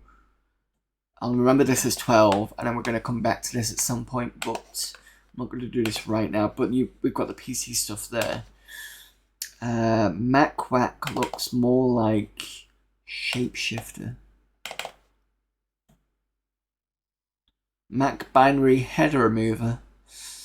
Ever received Microsoft Excel or other type of file from a colleague only to find that you can't open it on your IBM PC compatible? Did you delete the file in disgust and take out your frustrations on your colleague only to find out this whole misunderstanding occurred just because your colleague, created the file on a Macintosh? If this sort of thing happens, often this program is just what you need. I'm not in the business of hating Macs. I actually like them quite a bit. I think their file system is rather neat, except no one else stores files the way a Mac does. This buggers up file transfers, among other things. Sometimes when a Mac file is copied to a non-Mac disk, a 128-byte Mac binary header is slapped into the beginning of the file. Actually, the data fork, but that's another story for another time. This 128-byte header is what annoys non-Mac computers. This program, the one that you're reading the docs to, gets rid of the offending byte header. The syntax is something like this: Bozo shell. That's the computer name, MacWhack. Just realizing what it is. In file, out file. I'll leave it to your intuition to conclude that in file is a file that contains it, and out file is one that doesn't.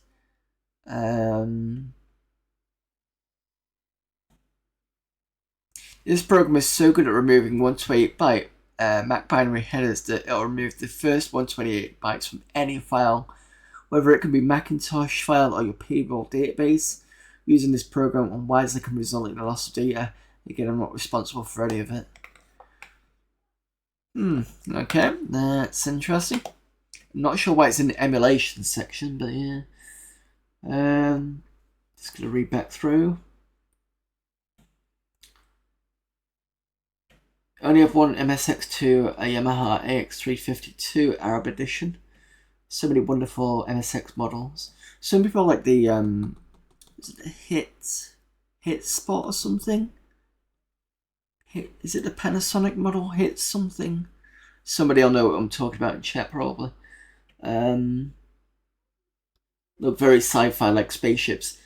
If you're looking for a really spaceship looking thing, was it the TurboGrafx, the one that had the definite ship looking design with that kind of see-through lid for the cue cards? And obviously the next one is the Amstrad GX4000 that looked like a spaceship a bit.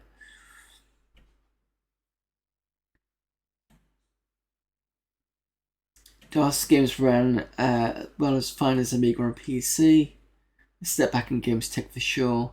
4XX was a killer machine though. Lovingly taps the other checkmate that I've got. When I had two web cameras, because that one was over here and was just pointed down at the desk it used to be, and I used to use my phone as the main camera, and I've got a RAID. Let me finish what I was saying. What I used to do was basically take this round so I could show people the checkmate cases. So one of the checkmate cases is for the Amiga, which is what we're doing now. The other one is done for the 486. It's had another modification recently to get it to fit with the expansion boards. But and touch wood, it's a lot better in terms of fitting everything now. Thank you to Nagram for the raid. Apologies, you caught me mid-sentence. And there you go, there's a auto shout out for you. Oh my god. Oh, we'll start that and watch that again. Obviously, that completely. Sensi Soccer? Keep the grass get thin air there. So that's Ned Graham, another Amiga Amiga Lord. I don't know.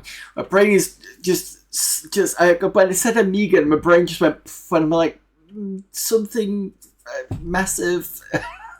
Yeah, he's another Amiga streamer. Sometimes does interesting things like we're playing Mega Drive games that also appeared in Amiga and stuff like that. I think has done a CD32 stream recently. I think you do have an E600 as well, I could be wrong. Runs the Norwich Amiga group. And yeah, so go check him out. I should have... Oh, because I've scrolled up because I'm busy trying to catch up with chat. You were doing Amiga April high score competitions and game challenges featuring Carve Up, Roadkill and more on Real 1200 hardware. How did that go? You have to excuse me, I'm just trying to finish through chat as well. 68K is actually a very PC platform, but has MSXE chips so it can game. Yeah, there's been a discussion about MSX because there's been an emulation on this. Yeah, they didn't have any games on it though, unfortunately. Recently discovered improved MSX games to use smooth scrolling on MSX2 Plus. Some also have hacked MSX games to scroll smoothly with optimized code, example being Nemesis. Yeah, I've enjoyed Nemesis on the MSX. Mac computers wreaking havoc since the dawn of time. Yeah, pretty much.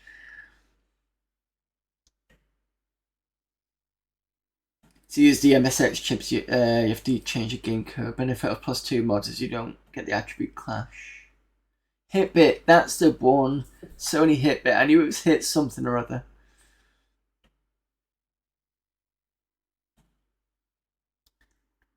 Heard about the GX4000, not physically seen it. Amstrad in my mind, very UK thing, I think. Amstrad did go over to Spain. I think it was under Schneider. Not sure where else it would have been in Europe. But it definitely did have some kind of stay. But yes, it was kind of UK and Amiga. Apologies, everybody. I'm just trying to get through chat and all. Good day, Wandering Warlock. Swar's quality goal did look like it. Can I send a link? You should be able to. I don't have any restrictions at the moment on links. Cami says hi. She was banned from Twitch last night. Oh.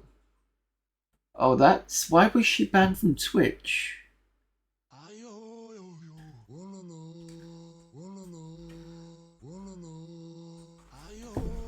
Not sure how to say that. Is that Tim URL with a 1 or is it Tim01?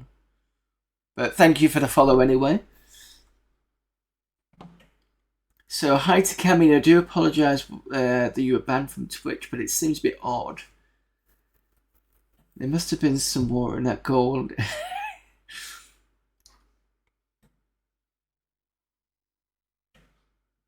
Went very badly, not a textbook demonstration of get. Okay. Yeah, so, yeah, if you can let me know why. If you want to whisper or if you don't want to, that's fine. I just find it a bit weird because Cami's not... I don't understand why Cami would be sort of...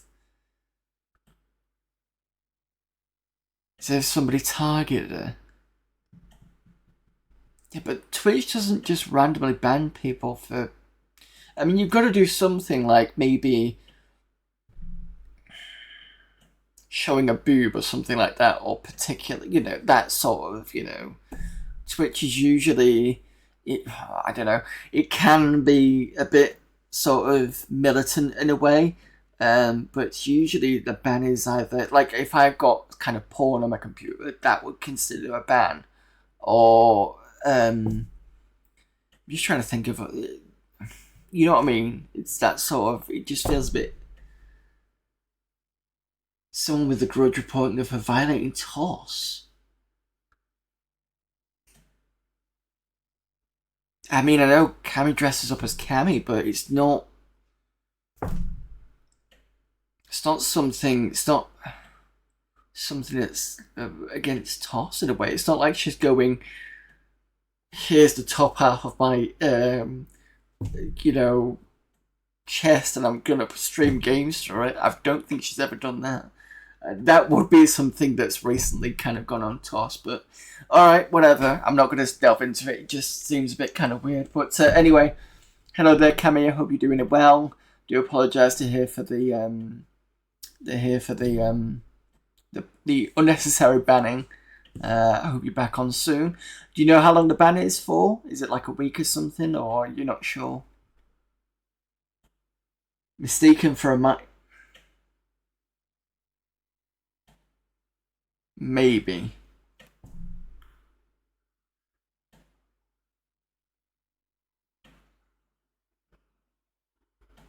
I know, because her face doesn't look that much like a minor. Because I'm trying to think of it, and I don't know, whatever it is. It's indefinite. So 6 months until... Oh, Jesus. That's pretty bad.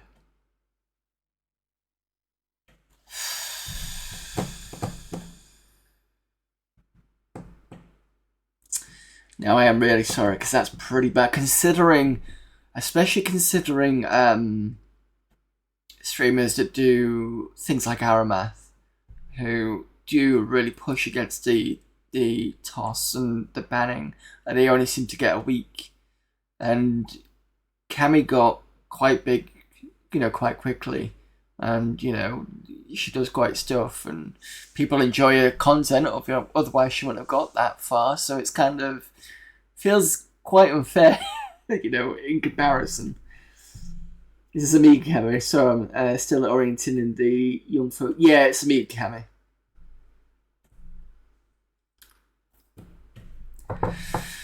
Well, there we go. Sorry about that.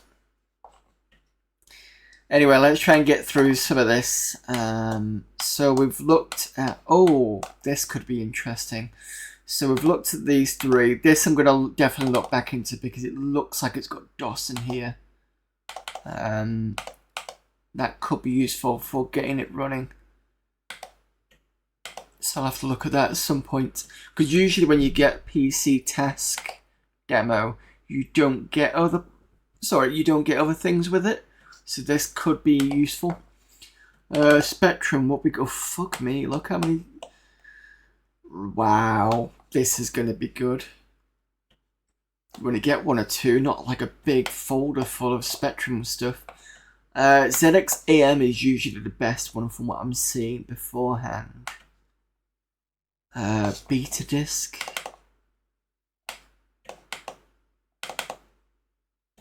Read ZX Spectrum discs.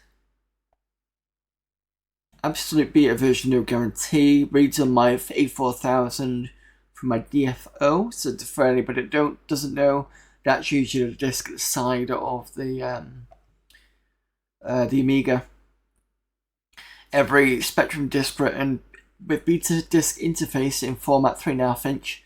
Oh, so this will be like the +2 kind of thing, I think. Oh, sorry, not the +D or the D+ interface, because somebody was talking about that in chat. That's interesting. EU97.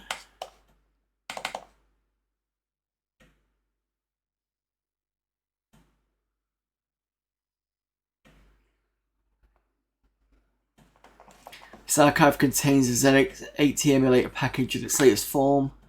The Speculator program, which uses the package to emulate Sinclair ZX Spectrum for AK version only on Amiga computers. Please note this is only in alpha testing. All binaries, object files in DOS form. It's freeware. Usage spec D snapshot name. Do we have any snapshots?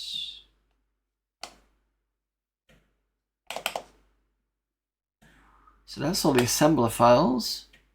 So you want to know how that's done.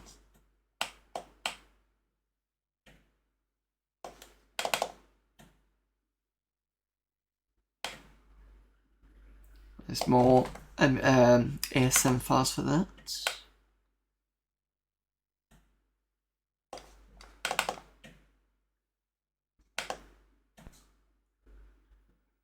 Ooh, this looks speedy.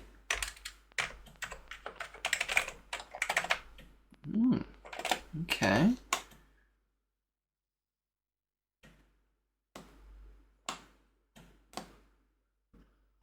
So that's the reset. That's another. Oh, the NMI is it's the non-maskable interrupt. That's it. This looks fairly quick, but I don't know whether I can run any. We've got any got games here. Alright, let me just see if.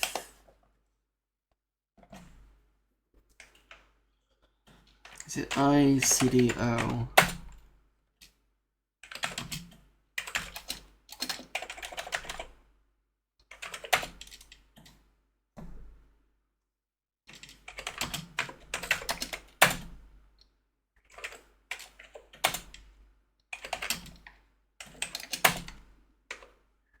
I keep wanting to type in this because I got my Windows machine has MSys, which allows me to do Unix commands.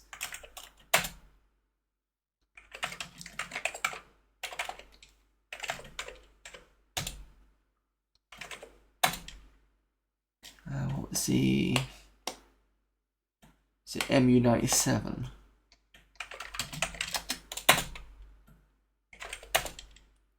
Okay.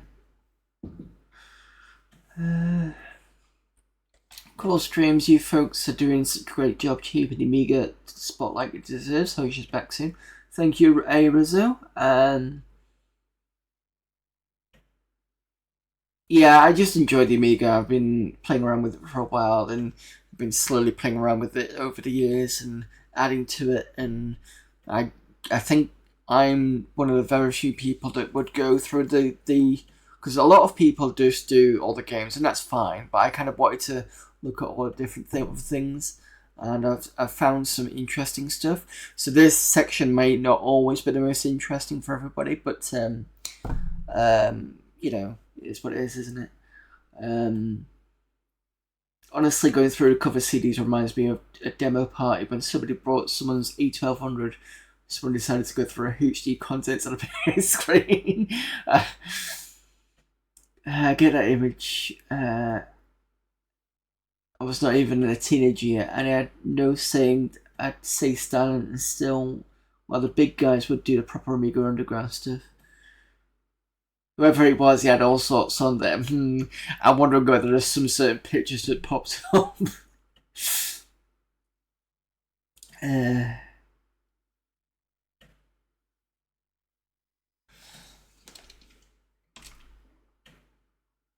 might say certain pictures, I just mean like porn pictures, you know, like tastefully ones. Spec for, was it spec for?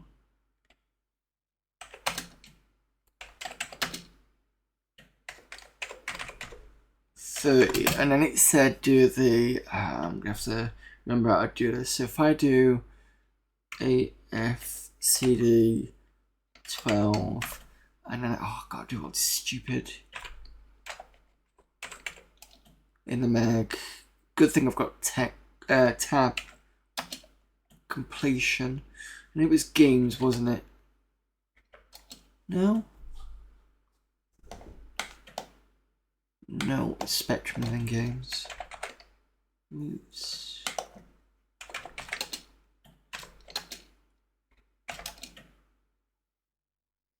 Right. What we got?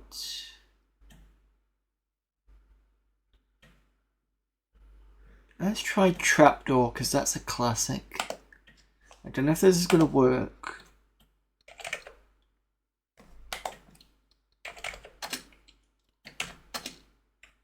Cross your fingers.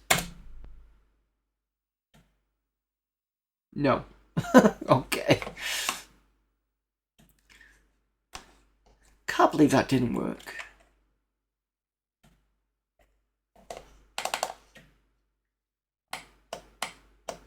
Did I go in the wrong place?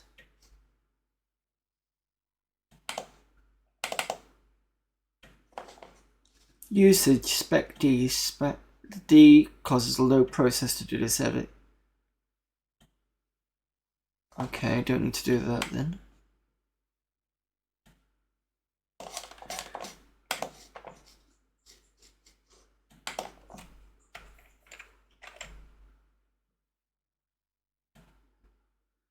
Let's try it anyway and see what happens. No, sometimes I can't get this running properly.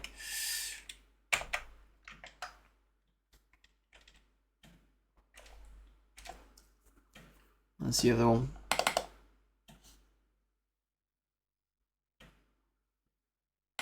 Stinking Popeye. It's by the same person. Nope. Okay, fine. It looks a bit quite speedy, so it should be okay, but read plus. Oh, this is another reads an MGT plus D 3.5 disc on Amiga, so that's another one of those. Sinclair. Design. Darkstar. Why have you given me text?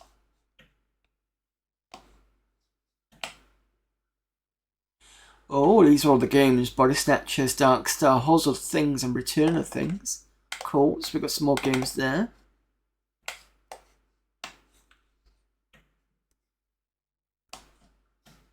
Booty, gold mine. Nice to have included some good. Right, okay. What else we got? Speculator.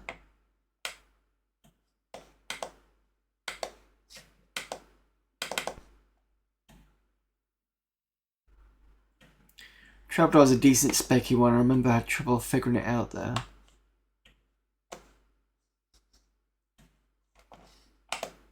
So let's try it again then.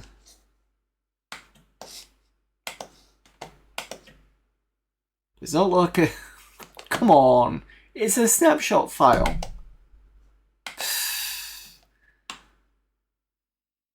That's definitely a snapshot file. Am I going wrong here?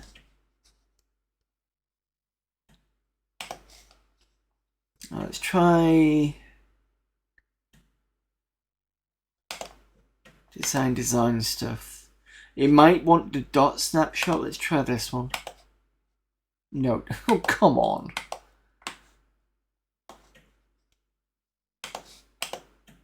Doesn't even like that one. Yeah, but Z80 files are class as snapshot. It used to be .sna.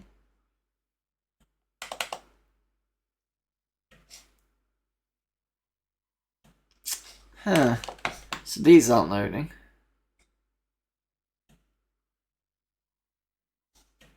It's a bit naff. I mean, it looks speedy. Because sometimes what can happen is when you're typing in the beginning part, it can be a bit slow. Let's try Spectrum 2 IFF. Little program to convert normal ZX Spectrum screen file to normal Amiga files. Very simple, so the output file is not compressed with. Therefore, it's preferable that you receive the converted files with Deluxe Paint. Works from CLI. Input file and name of the Spectrum screen file you want to convert.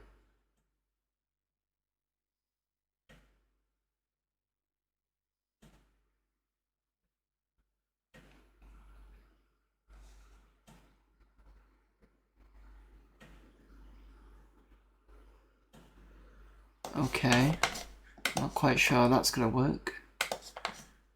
Spectrum FAQs.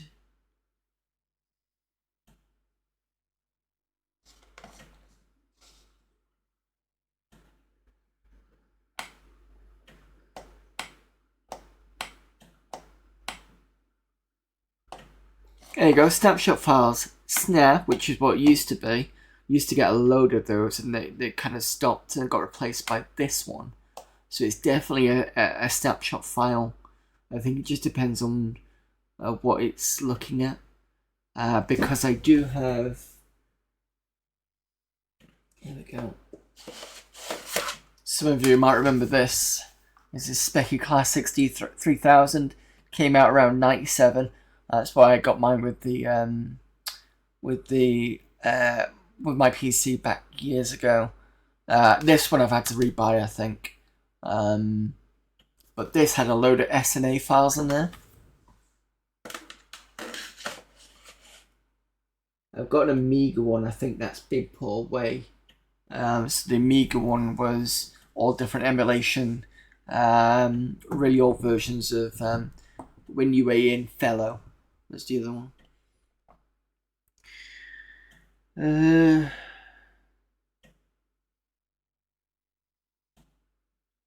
Heading to bed. Thanks for the stream and see you soon. Thank you for the follow and for popping in. Do I need to be familiar with Specky Classics 1 to 299? No, I think they basically came out with Specky Classics, and then I think 2 came out, and then you know when they do the whole, it's like Duke Nukem 1, 2, and then 3D was effectively the third one, but they put a 3D thing, so it's almost like that.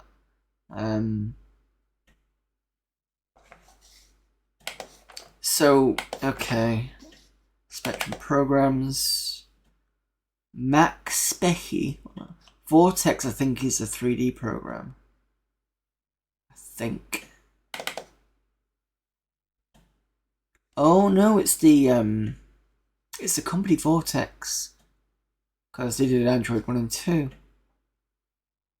They didn't do Ian Highway, which is that one. So I wonder whether this will work. Hang on a minute. They could have at least put everything in one place. That would have been better.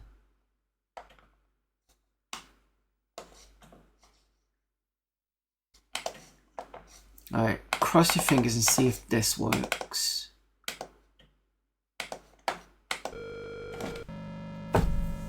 So it wanted a specific version. Now, keyboard can sync. Will it actually take the joystick?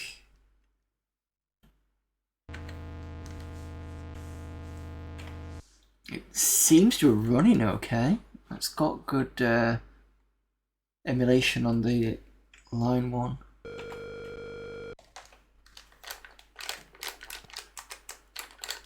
That's not liking the joystick.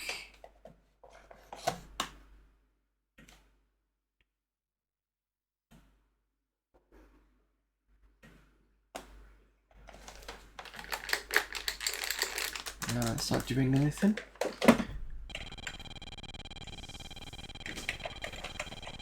Arrow keys are doing nothing. Might have to switch to...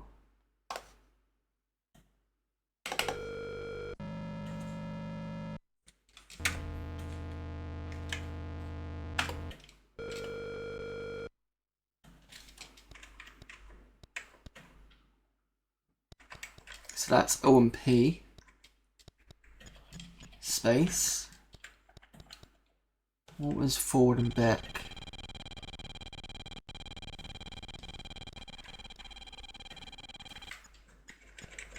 That's M.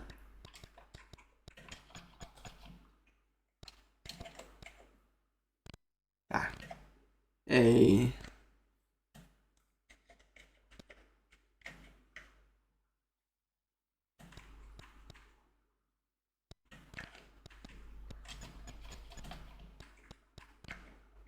I think it's just forward, isn't it?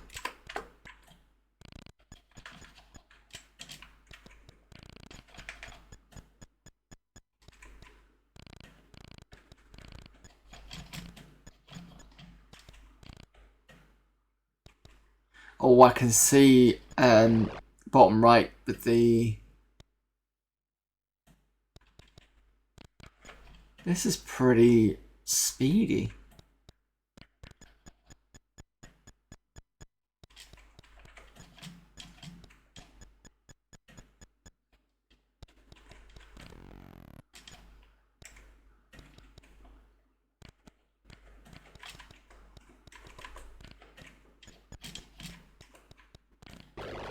Oops.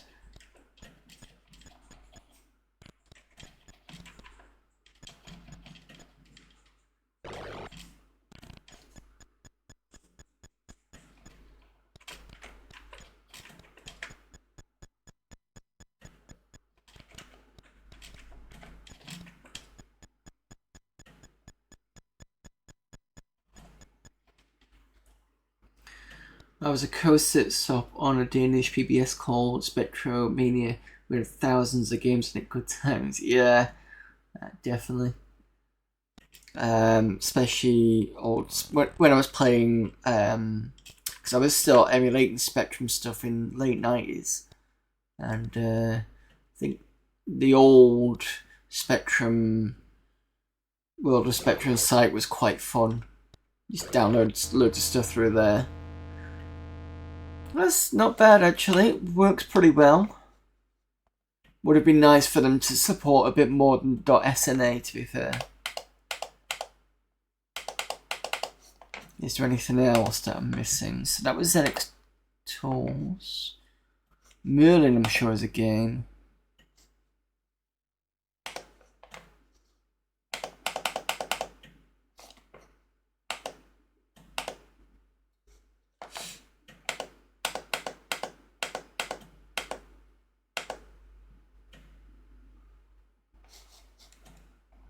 I think that's it for that one. So that wasn't too bad. What else we got? Speculator. Oh, hang on, cancel.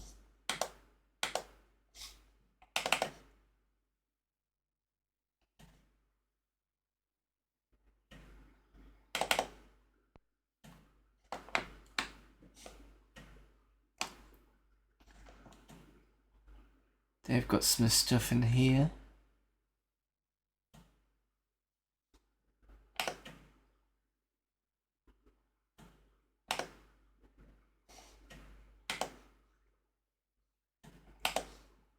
Come on, load. Please load.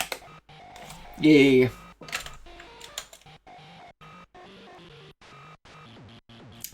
Sounds a bit terrible. And it's only going through one ear, so if you're thinking it sounds a bit weird, that's why.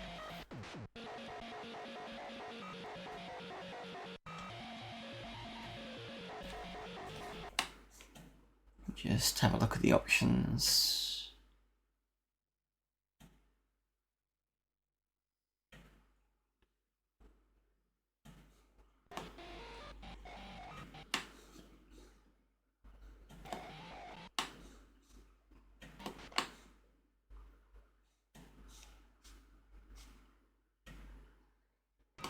Okay, I just wanted to check things. Right, so right, left, ZX, AQ.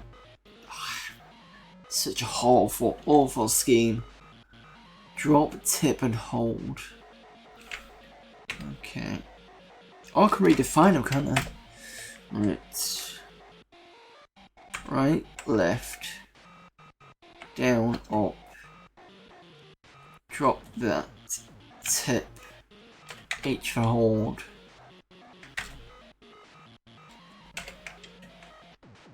That's gonna be learner book. This runs pretty well, actually.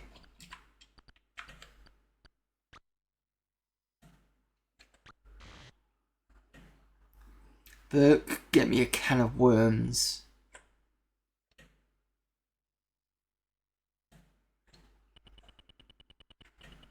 Oh, that's the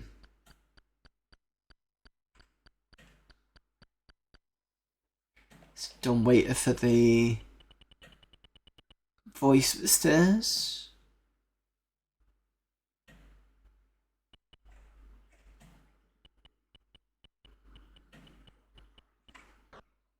Oh.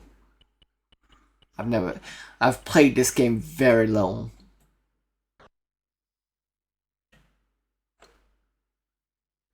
But I've got myself stuck.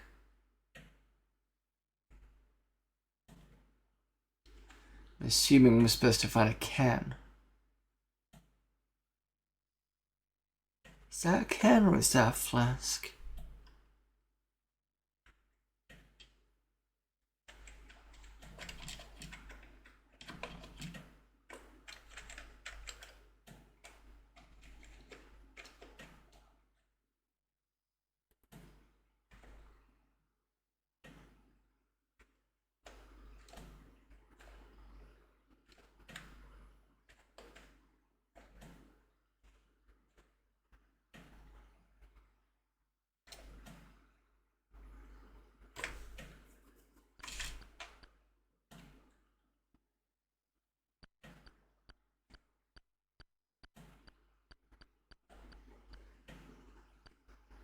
Oh, it wraps around, okay.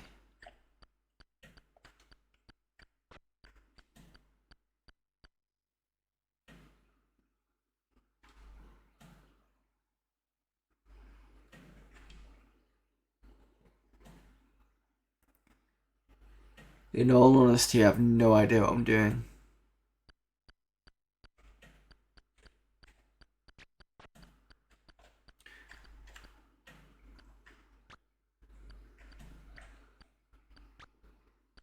Oh, he's eating all the fucking worms.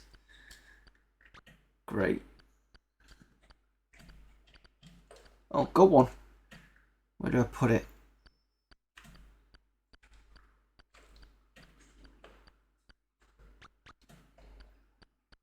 Oh, he's eating it again. Great.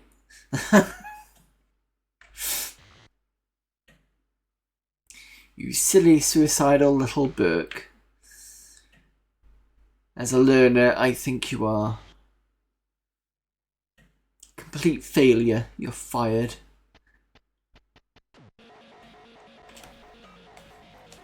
Yeah, it runs pretty well. Let's try something a little bit different.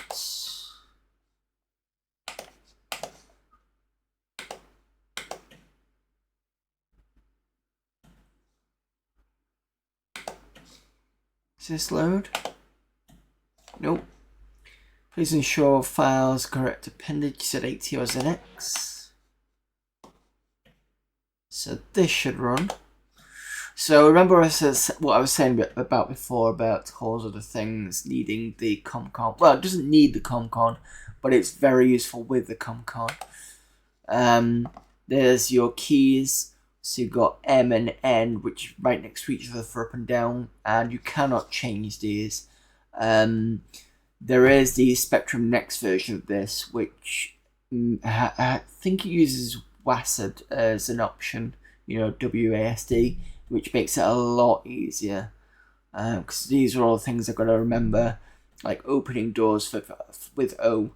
Whereas in the Spectrum Next version, the only thing you need to remember is to close the door, because you can just walk into the door and it'll open.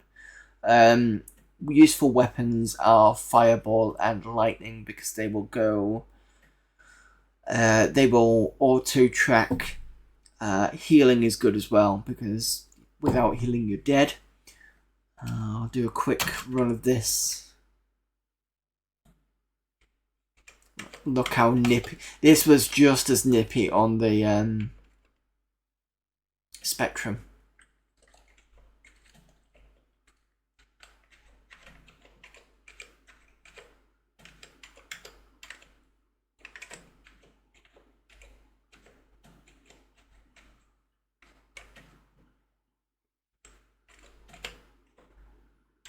Yeah, it's quite fast. Like I said, the original was quite nippy. I don't think it was as quick as this, but close to it. Press 1 shows you where I need to be healed. So I'll press H. You can see wounds are going down. So I think if I get to 100% wounds, I'm dead. Press 1 again. And then this thing next to me is supposed to be like a magic. So if I look at the magic now, I'm on close to 0. Press K for that. I think it's about the same. I think it's gone up a bit. Yeah, there you go. I've been killed. And the problem is I'm trying to remember where the keys are, because you know, F being like here, and then I've got like down here, and gets really sort of tough to play. But once you get it all running up better, but like using the ComCon to get it to switch over to the joystick, it makes it a lot easier. The game itself is quite nice to play. It's just fiddly. And I think the WASD keys make it a lot easier as well. But yeah, that's a fun one. They did have a sequel called Return of the Things, and instead of starting in the castle, you start outside in the fields and you come in that way. Dark Star is kind of like I'd say it's like a Star Wars rip-off in a way.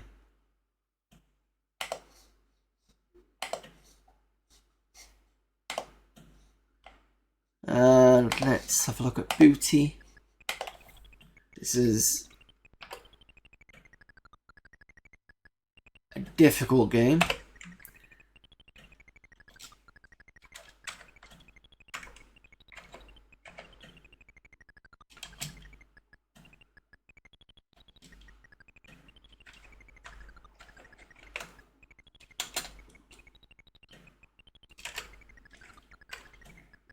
Very responsive still, which is good.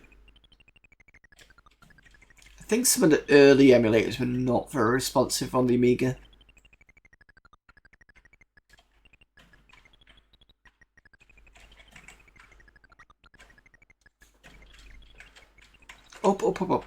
cute.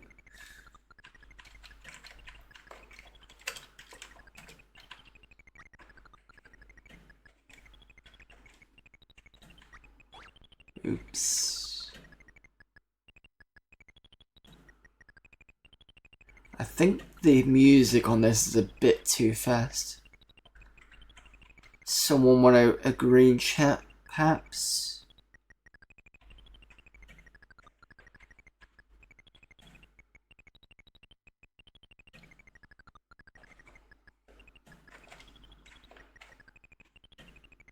Oh, got the key for one.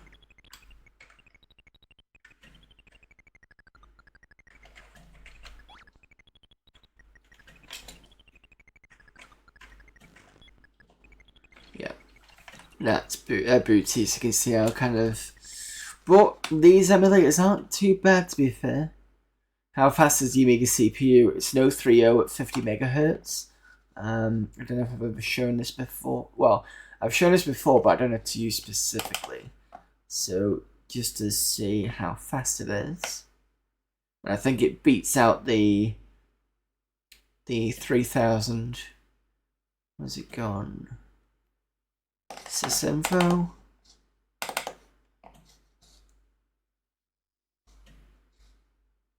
Speed. There we go.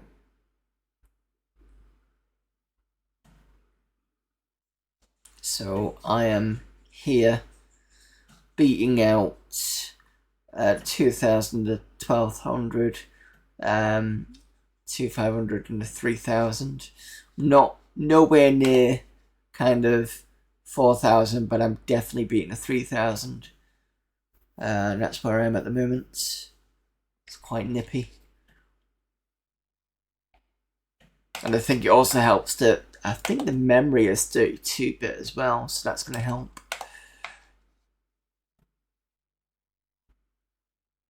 Right, so that's speculator, pretty good. +3 manual.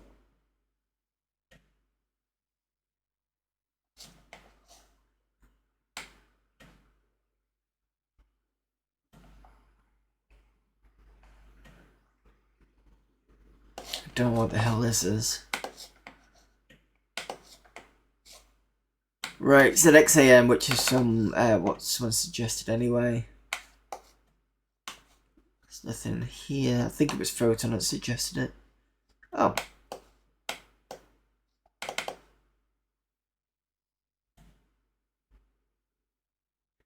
Cassette interface.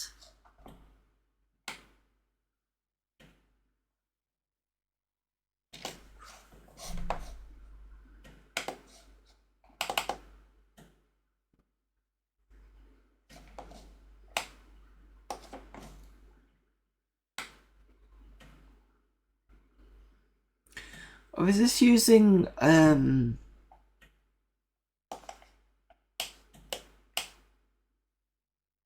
is this using the Amiga joystick port for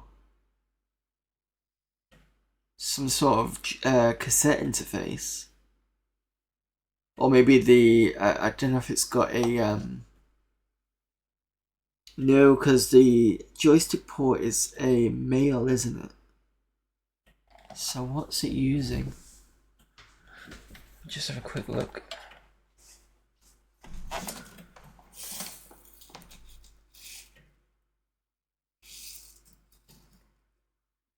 No, I'm not sure what that's referring to.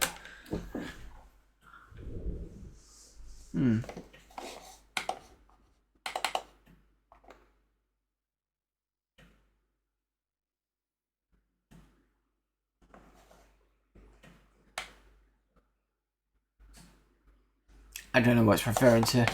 Maybe somebody can have a good guess at that, but that was just like a diagram for interface ZX Spectrum. What's this? Imagine object to the Sinclair ZX Spectrum contains a model by Allspeccy from 1983. Modeled it in 3.2. 3 brush maps of the object are included. It was actually a CD compilation by Codemasters for the ZX Spectrum that I also loaded through Yeah, I know about that one. There's been a couple of YouTube videos about that. Spectrum brush. We're about to see what the keys are. So that's the old classic one.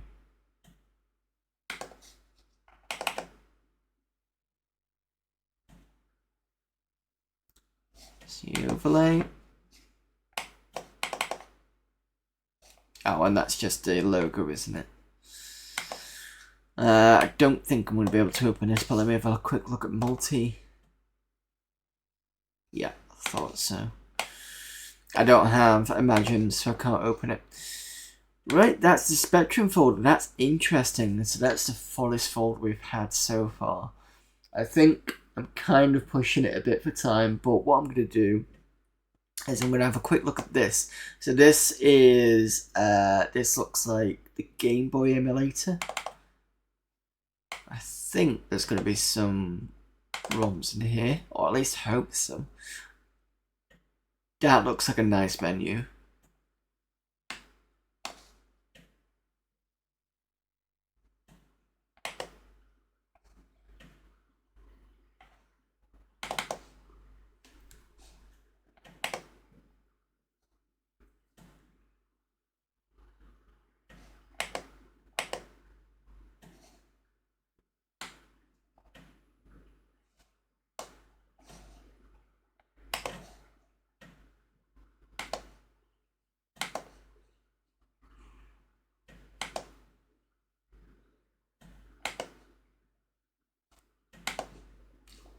There we go. So we're only giving us one cartridge, but at least we can see what it looks like.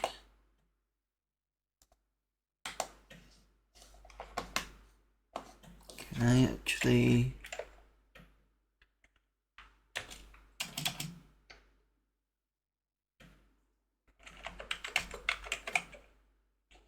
It'll be good if you told me the controls. Joystick's not working. Oh. So it's the arrow controls. Alt.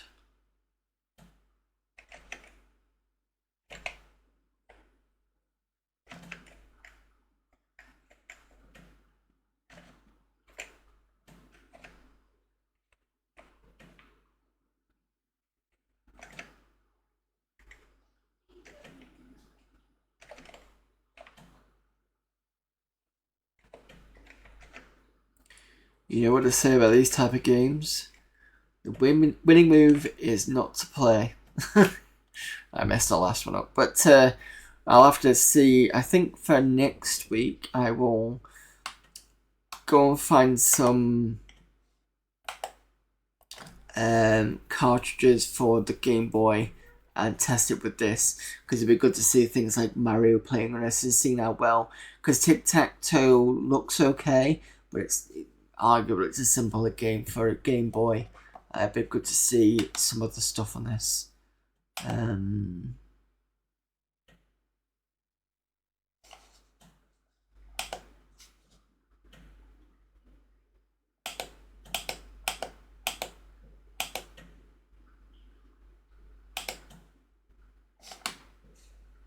also be good to know if you can actually come out of this, but yes I can, cool.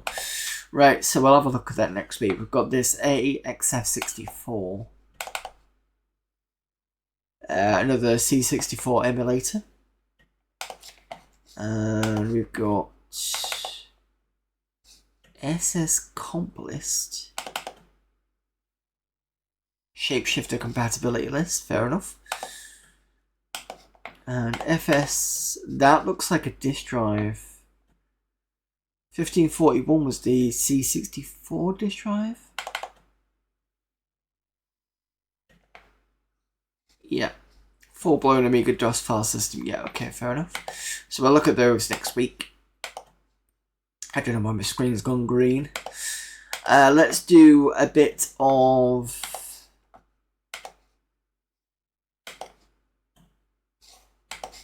Let's do a restart. Let's do a bit of Deuteros, because that's what I usually do.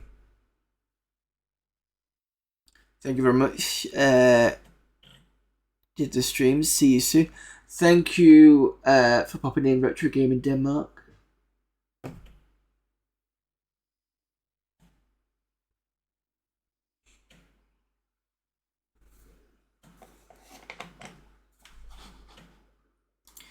Right, let's get Deuteros started off with. Well, not started off with. We've done.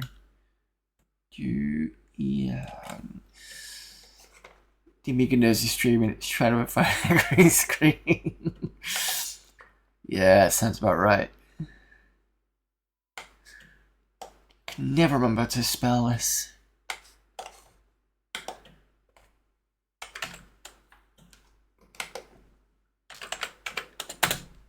There we go.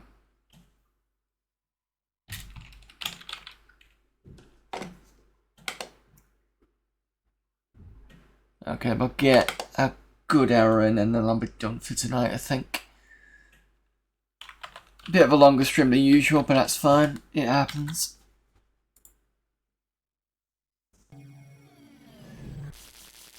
Yeah, I'm not done yet. I promised you Deuteros. I'm not going to deny you Deuteros.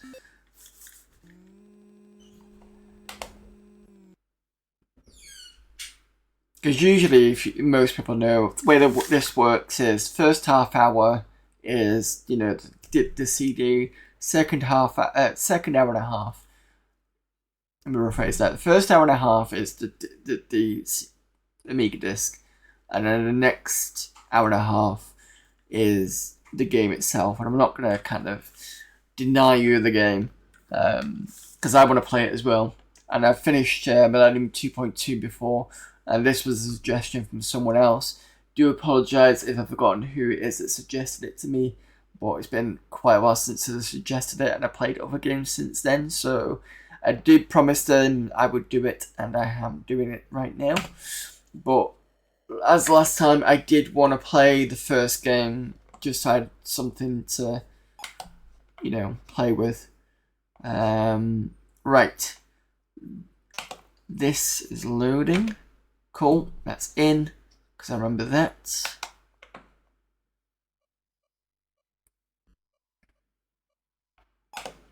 Right, so this on the moon has just been constructed. If you remember last time, I couldn't work out how to do the disk access, and after the stream, I basically quickly managed to get to where I needed to be, where we were last time. So just constructed this. There was something about derricks. Now, I didn't move the derricks over. I need to do that.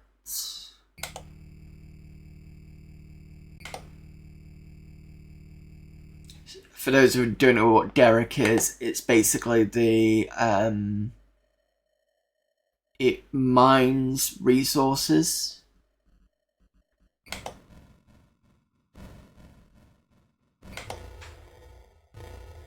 Right, so you can mine me these. Oops.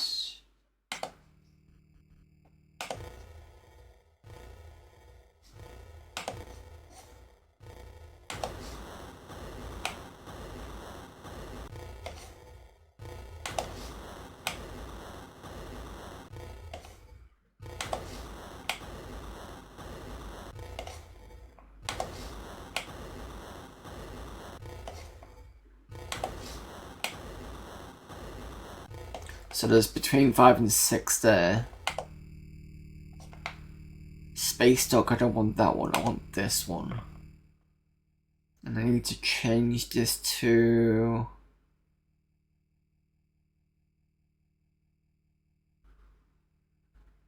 No, I think I've got the right one. No.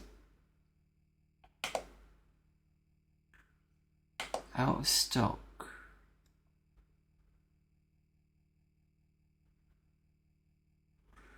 Am I in the wrong place?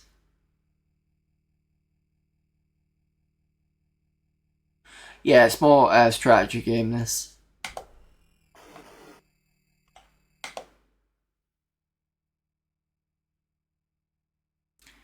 Docked above Earth.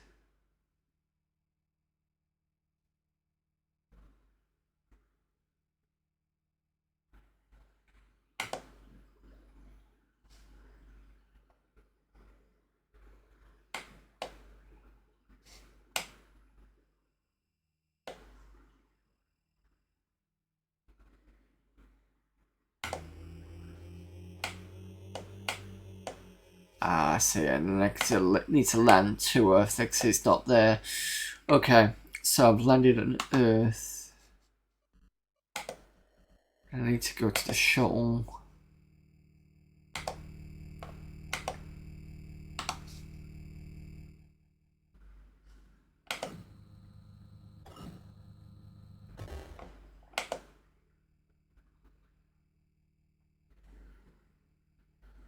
I've only got one derrick. Have I put the derrick in the wrong place?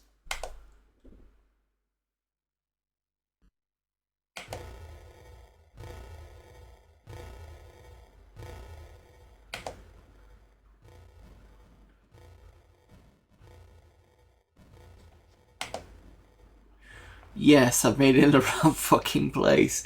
That's fine.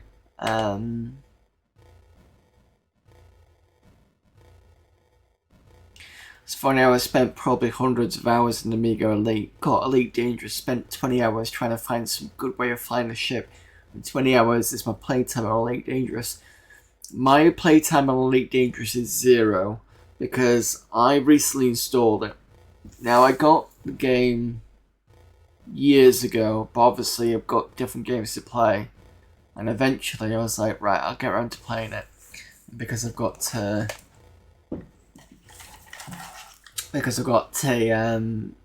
Oculus. I was like, right, I'm ready to play it now.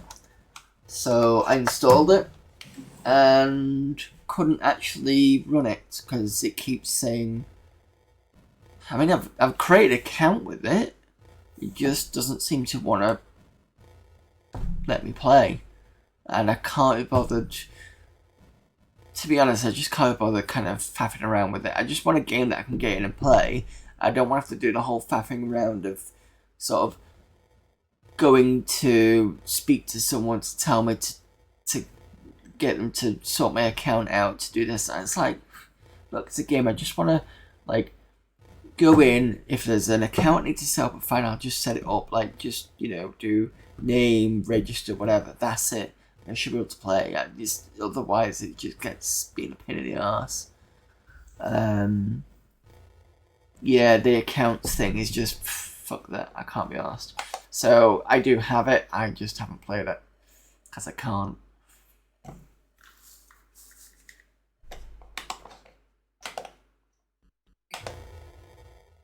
Right, so there's nobody. Oh, that's one thing I need to do. So I need to go back to here. And I need to do. I'm going to have to transfer people now.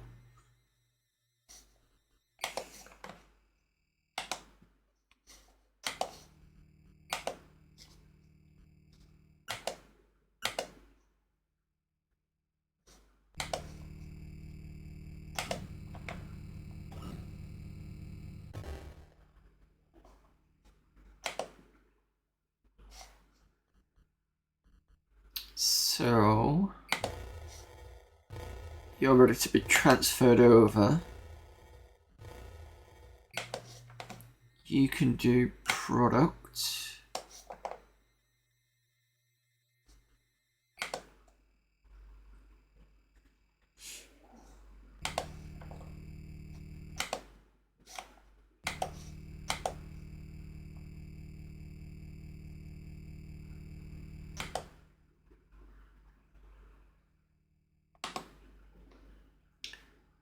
And then you can now launch.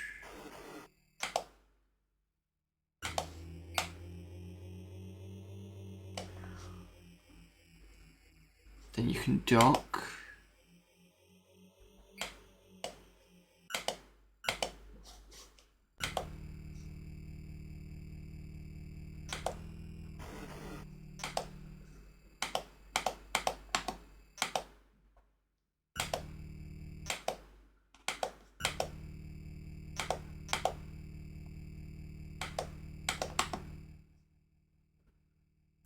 So they get transferred that way.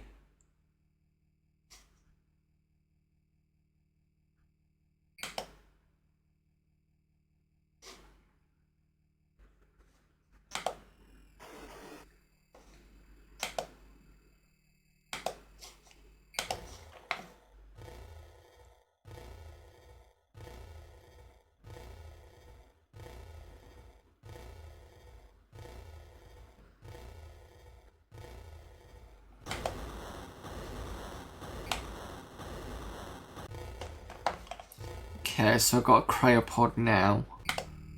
And I can switch this. Nope. With this. You get these. Then I'm gonna have to. You're gonna have to go. So you get to lift off. So yeah, basically what I've got to do is the first ship I've got put in. It's only available to go to orbit. This ship allows me to go anywhere, but I don't think I can go onto Earth with it. Set course to U. Net drive.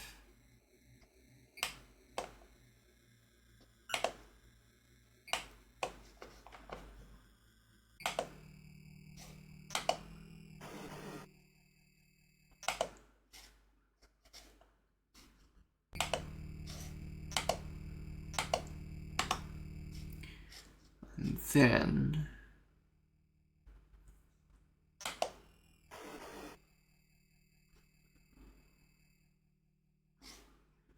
it's production. Cool, right, okay. So that means you I need to get some I should have put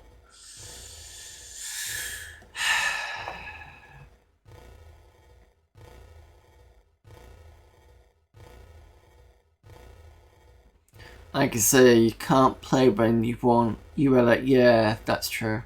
Which basically, you pay for something you don't own. Sad at times, no, but still. Hey, it's why I play Amiga games. Yeah, I've been hearing there's something about how the younger generations are playing more retro games now.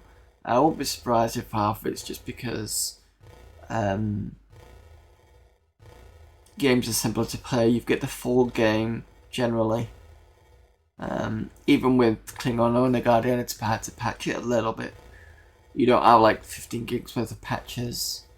Mega Drive games are like just a cartridge, stick it in, that's it, you're away.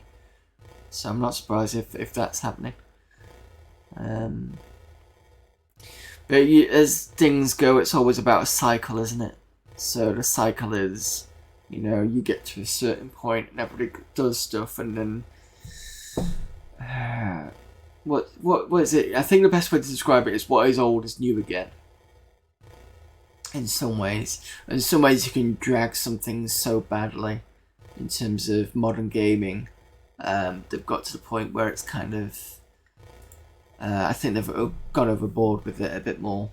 With the whole loot crates and stuff like that, and how they managed to get away with surprise mechanics as a way to get away with doing loot boxes in games is the biggest bullshit I've ever heard. Because you imagine anybody else trying to get away with that, and it's just like. Anyway, they've already got themselves to blame, to be fair. So that's the way I see it. If you disagree, then that's fair enough, but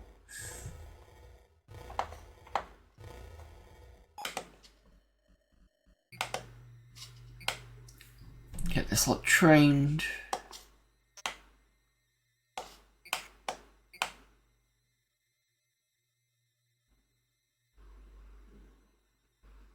Because if you don't train anybody, you can't actually make products.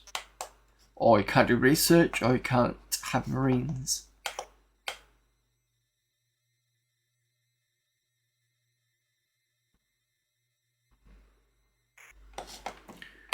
Right, that's them ready.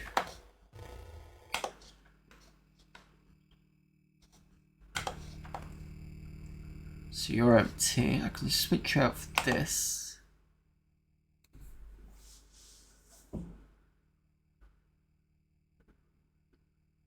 Why is there no supply pods?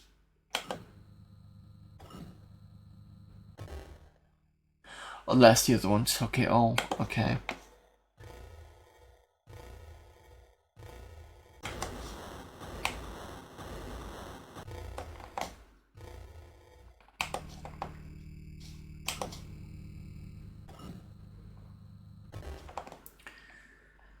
Okay, what we got? We got iron, aluminium, carbon.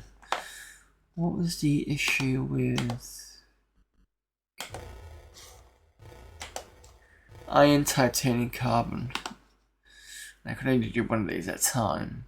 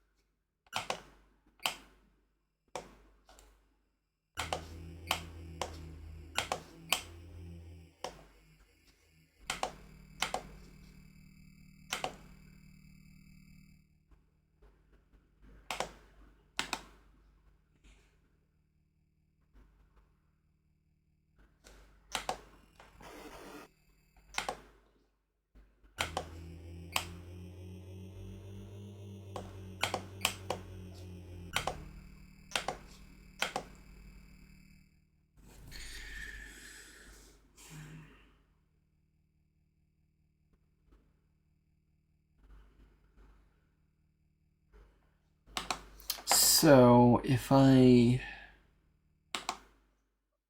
go back here, because you're here, you have a cargo pod, a tool pod, and a tool pod.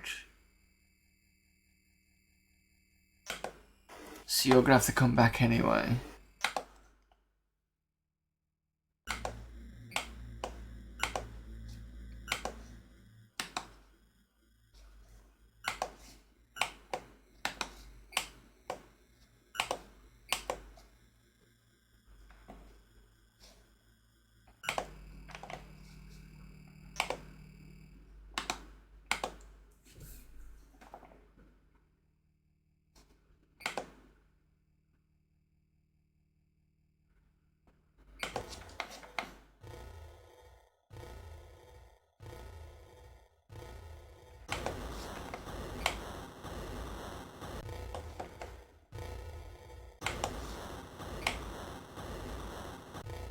Alright, make 2 supply pods.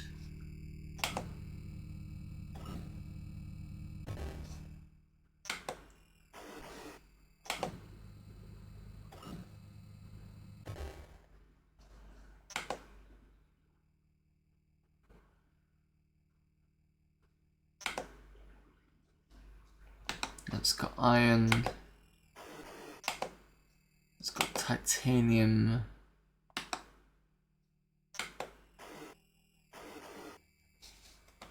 Probably a bit slow to do it this way, but never mind.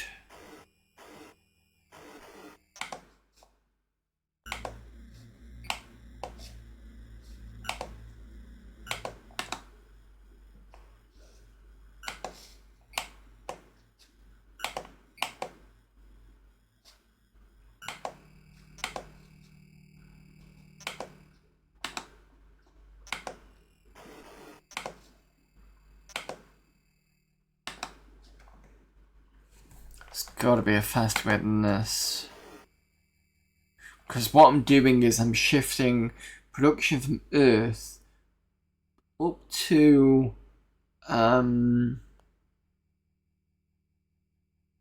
so everything I've mined on Earth up to the space station, but it looks like I'm going to only do that with the smaller craft, which means I've only got a certain amount of things I can carry up, one at a time, and then in between the satellites I can use this craft, which gives me 3.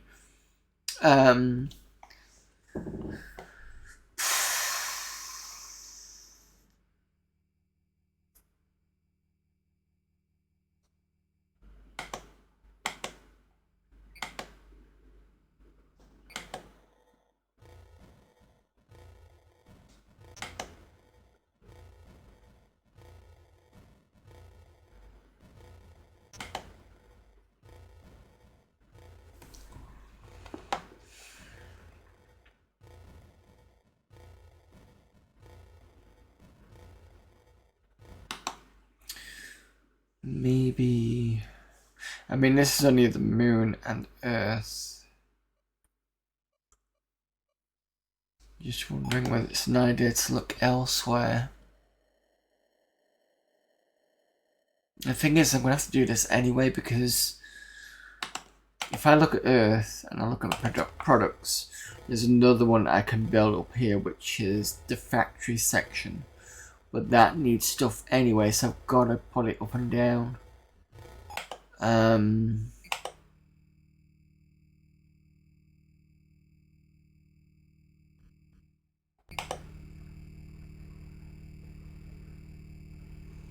I can attempt to land a 3, but I don't think it's possible.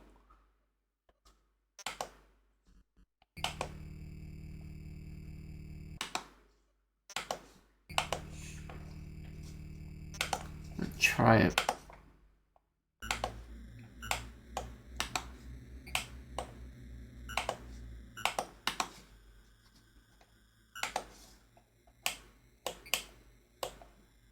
Yeah, there's no land button, there's only dock, which means I can never land this on Earth at the moment.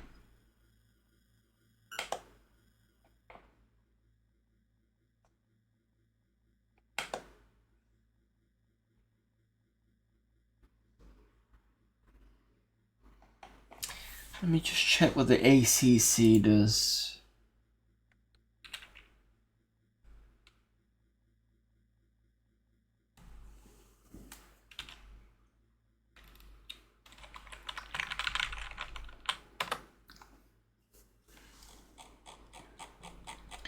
Got the manual now, because I remember using it last week.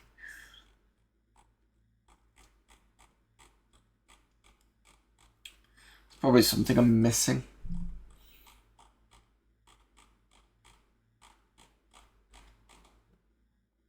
The ACC is designed to carry raw materials in the pre-programmed cycle, controlling mundane tasks such as docking, launching, and loading of stores. You wonder how you ever managed it without both shores. Both shores and iOS may be fitted with the ACC. The computer is fitted from the crew station in any ship service bay or automatically when a new chassis is removed from the stores and the ACC is available. Access to the computer is gained by clicking the pulsing red icon. Computer provides a list of all available materials with the columns of LEDs on both sides of the list. Okay, give me a second to get a drink.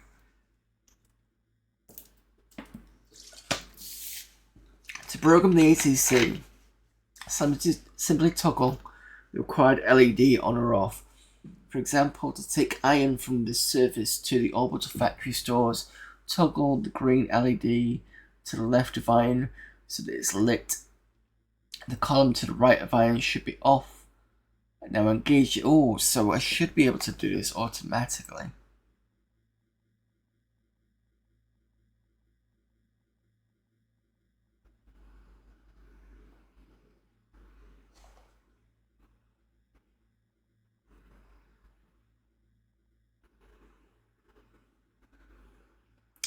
And I'm wondering whether I can do 3. Okay. Let me just...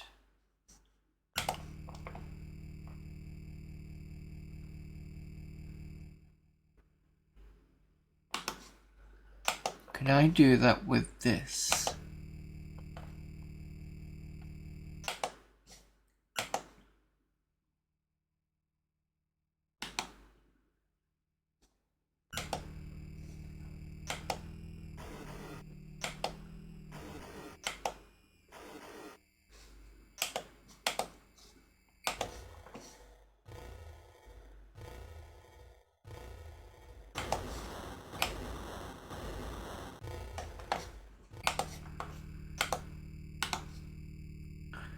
Let's switch with this one.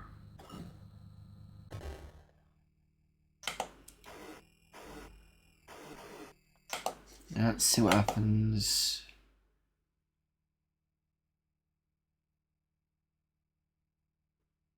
Iron Earth.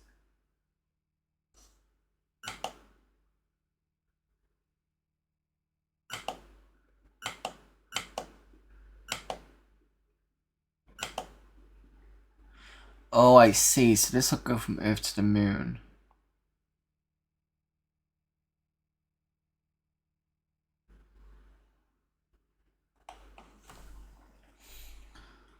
Computer put a list LED on or off. For example, to take iron from the surface to the orbital factory stores, toggle the green LED to the left of iron so it's lit.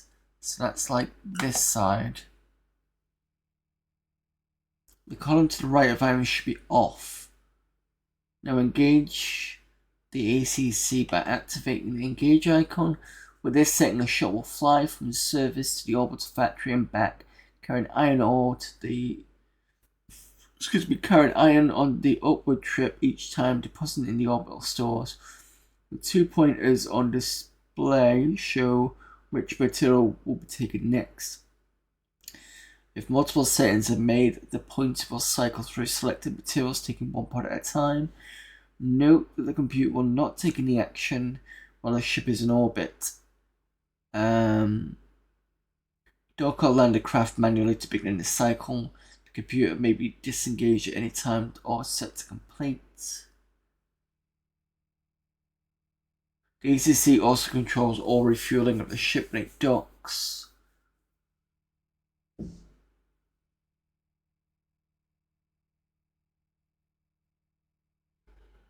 Although the crew is not required aboard a ship, they will gain flight experience used with the travels, which is good. Huh, okay. So what's the right hand side then?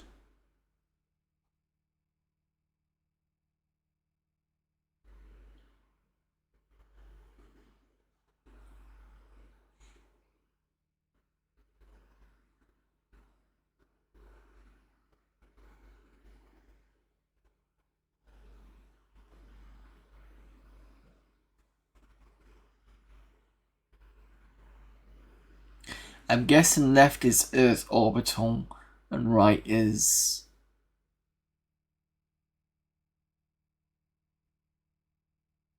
Moon orbital.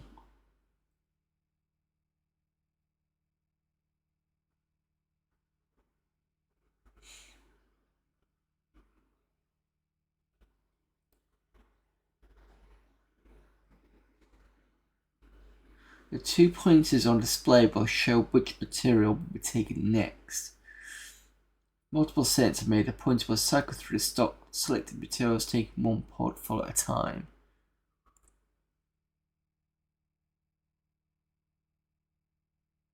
So if I do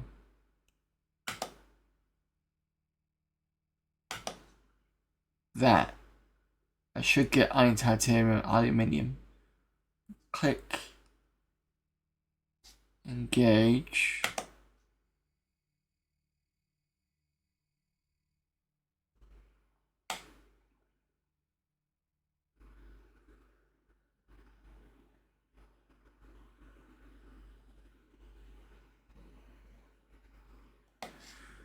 Okay, so if I look at the moon,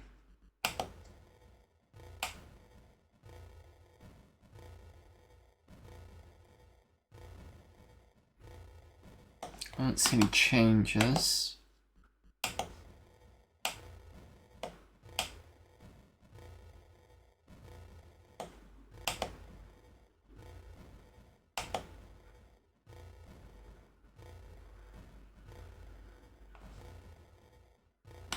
Okay, I'm a bit confused.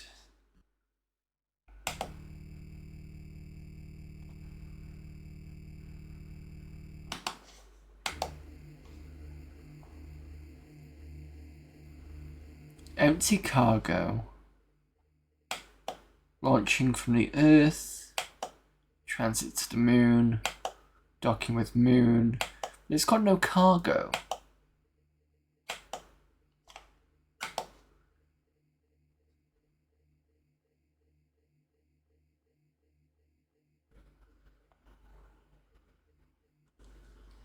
Is this because it can't actually go down and pick up the supplies? Right, I think I know why. Okay, so it's just basically going backwards and forwards, but it can't do anything because there's no supplies. Okay, so in that case,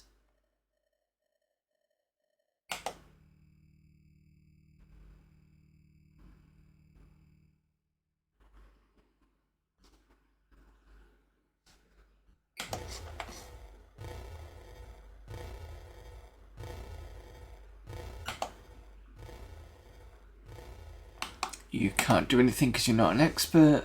Shit.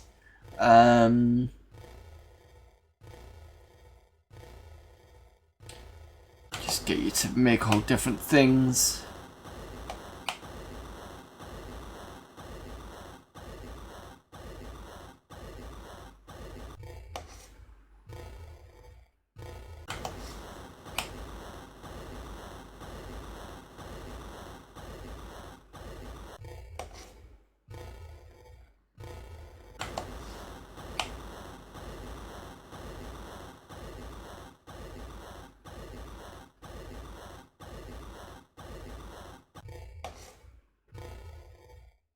Two.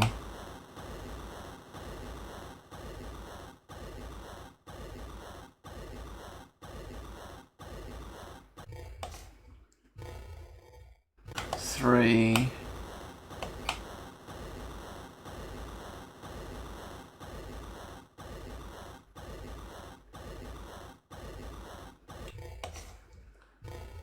Four.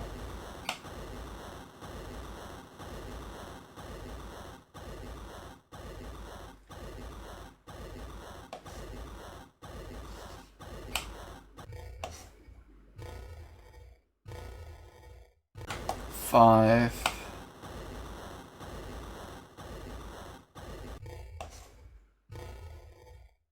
Six.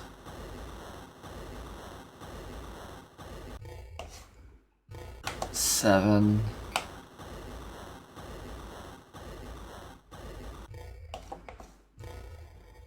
8. Now the reason why I've told it to do 8 frames is not only am I going to push him for higher ranks, it also gives me an already ready set for another satellite somewhere, so I don't have to do that. Let's do one of these.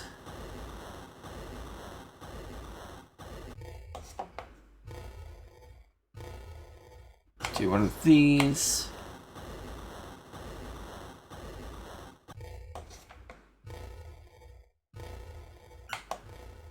Can't do that. Need to be expert.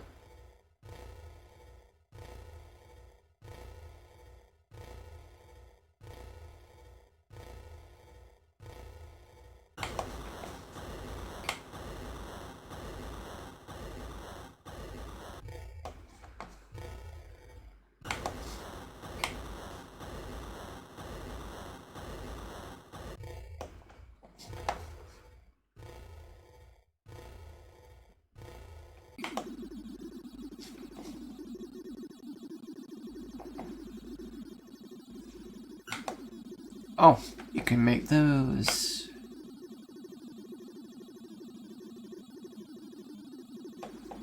Forgot about this. EOC. Installation repair equipment.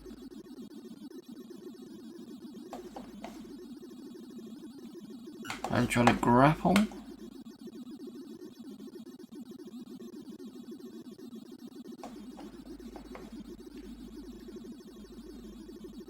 Asteroid mining attachment. It's going to be interesting.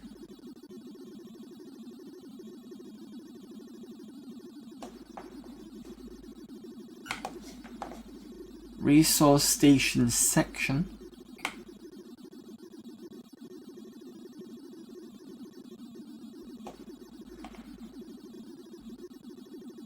Produced in orbit only. It's in a frame, okay.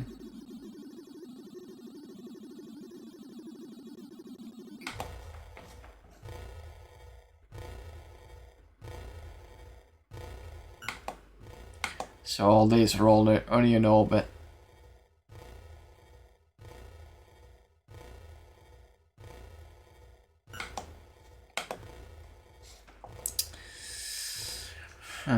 Okay, so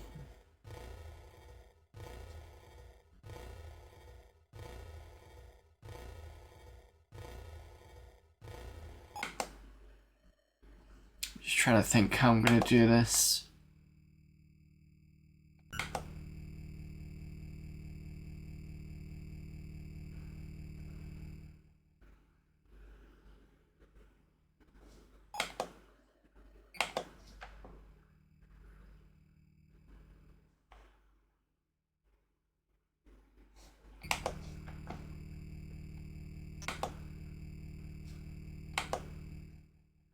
Surely it's already active.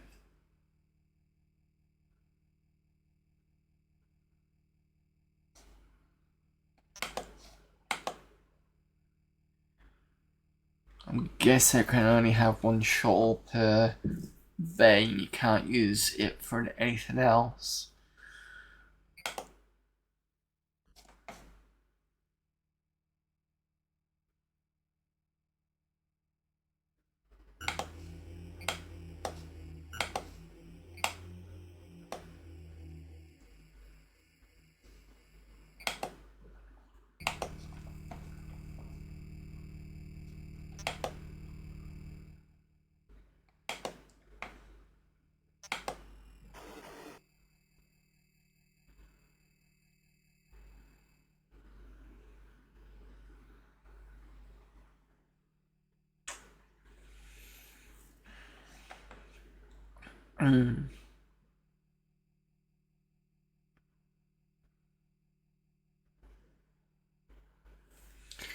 Right, I really want the AOC for this because this is the only ship that I can get it to go up to Earth. See, what I could do is have a ship that keeps going up and down to get all the resources from that for the smaller ship, and then the other one going back to the forth to the, like the moon and stuff, shifting that stuff over, which would be a better idea.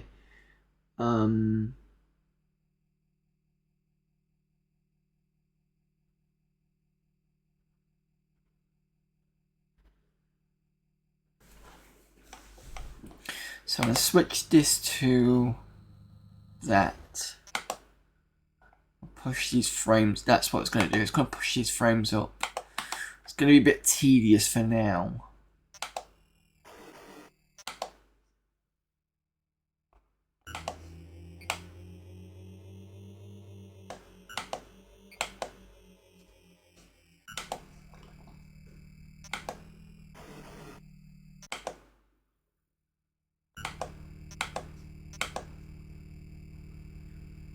But I'll go in the equipment stores for a bit. Hopefully I can store more than one.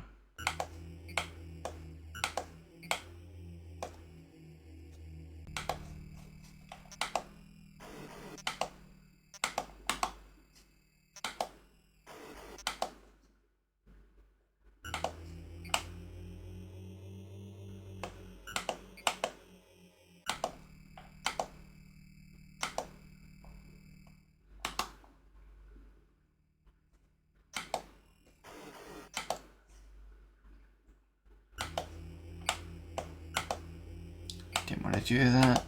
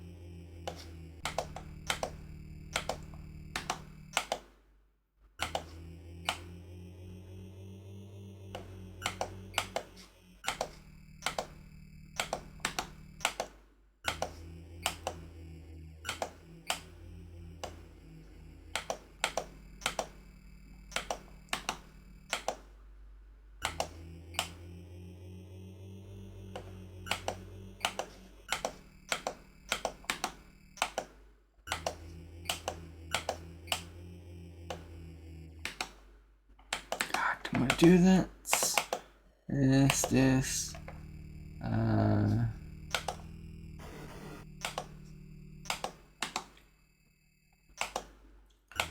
Right, so that's the last frame.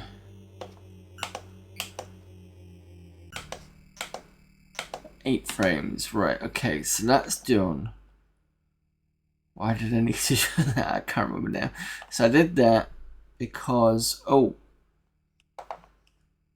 because then I can go back to birth. You can do another 8.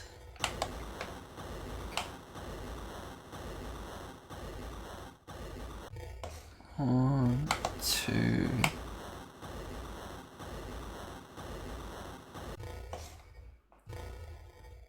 Three.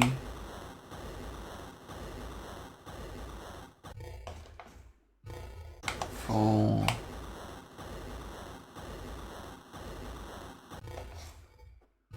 5. On the 5 is an expert. It's cool. 6. Might as well just do the 8. 7. 8. So we're now ready for another potential satellite. It's now an export, which means we can do this, which is what I wanted.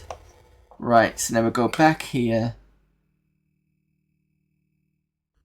and potentially put the ACC on.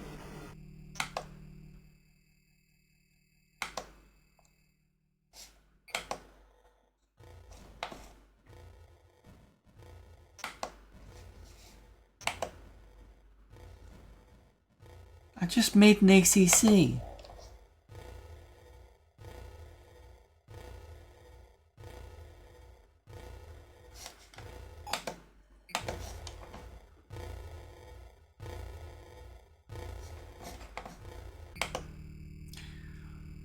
Because the shuttle's not there, that's why. Idiot.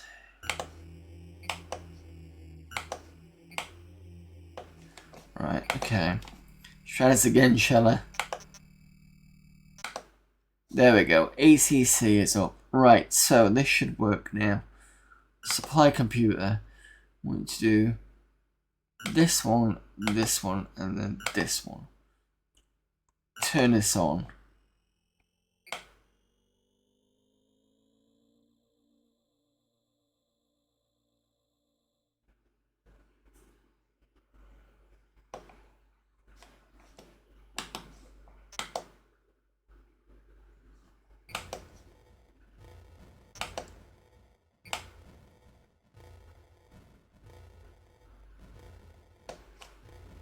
Have I done something wrong?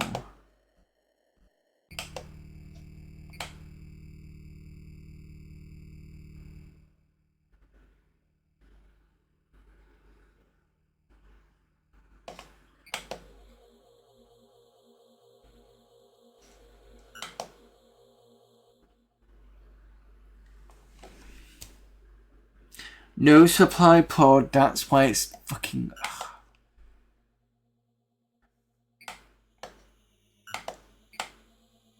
Can't believe I did that.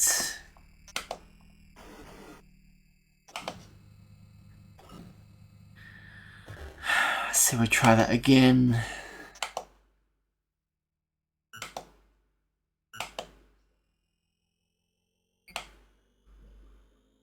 $250 aluminium. Now that I've got this correct,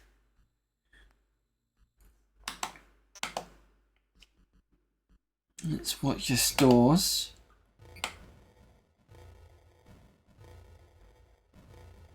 There we go, that's what should happen.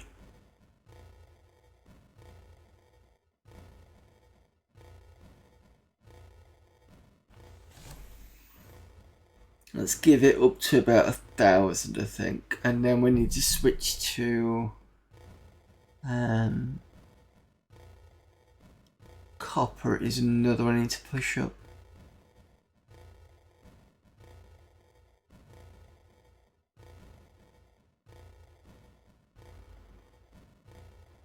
Right, okay.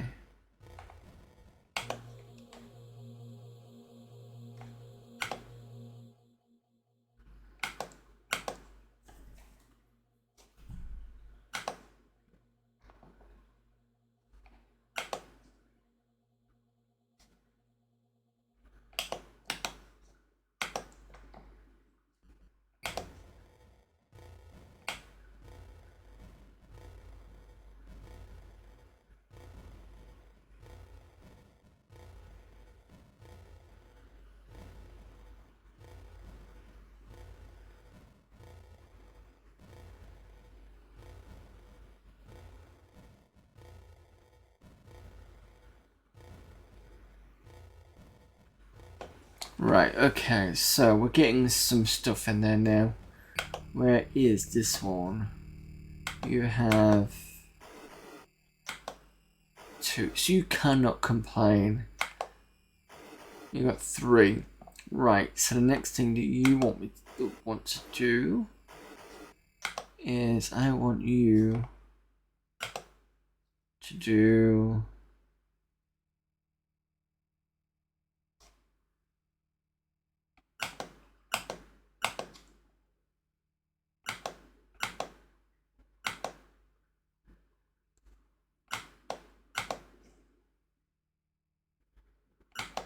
that. See what happens.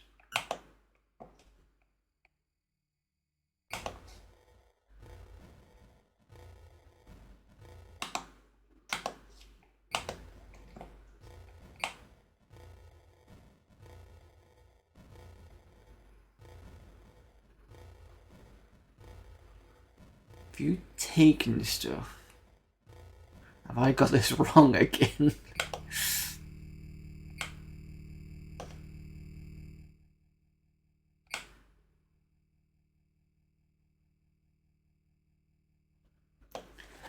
Oh, Jesus Christ.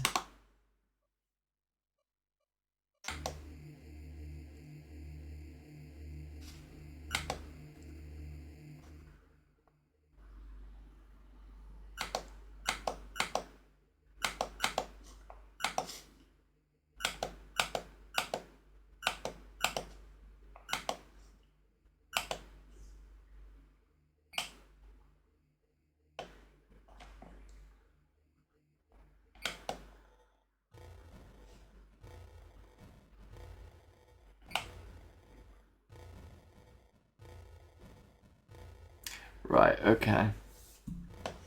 So this one, plenty. This one, now we're getting somewhere.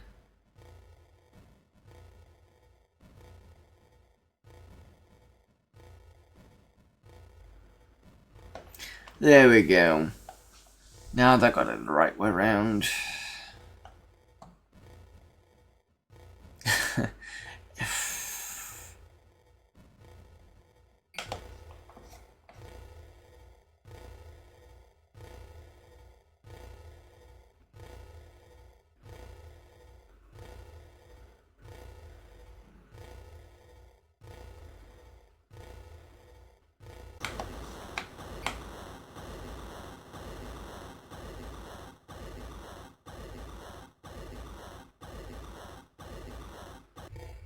Okay, 1.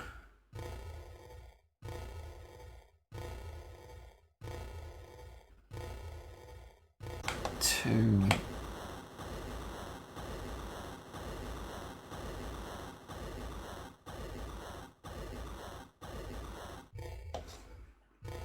3.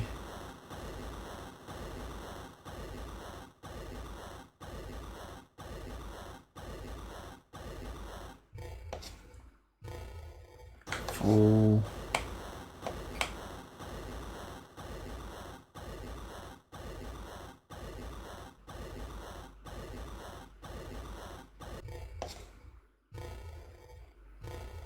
5.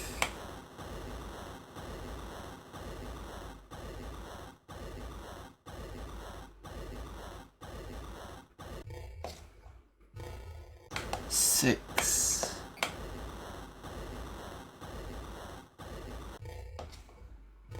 7.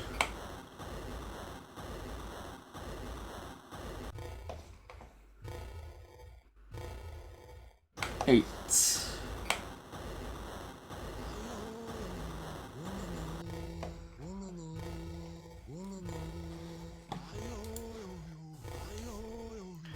'Thank you for the follow there, Emmanuel777.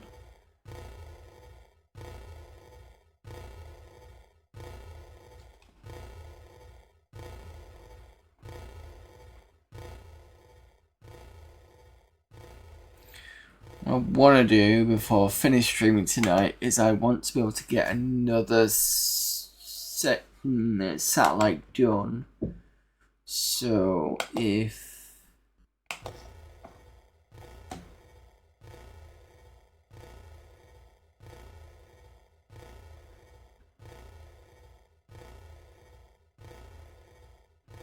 Make one of these.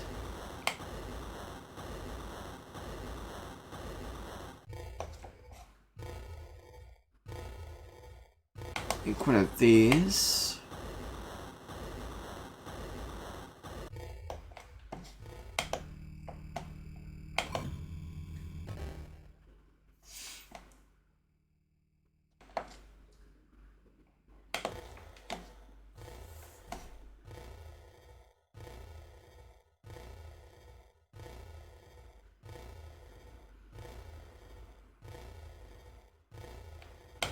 Three of these.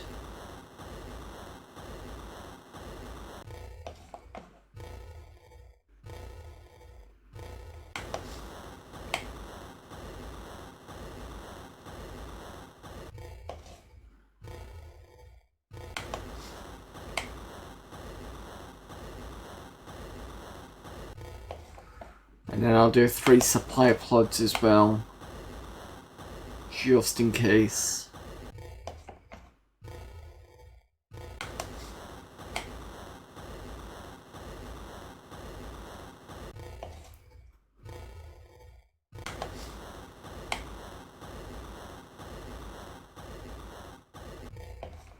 And then I'll do 3 cryogenics. Probably a bit overkill, but it's always good to have spares. Now an expert.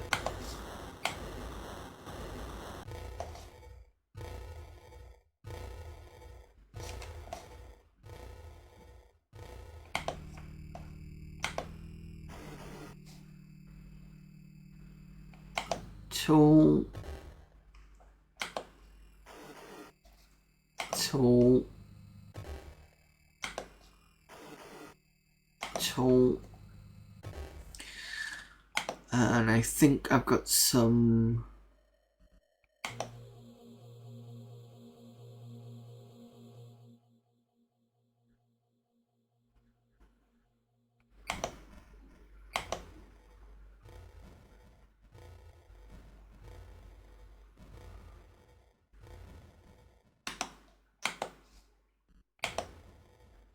got plenty of supplies.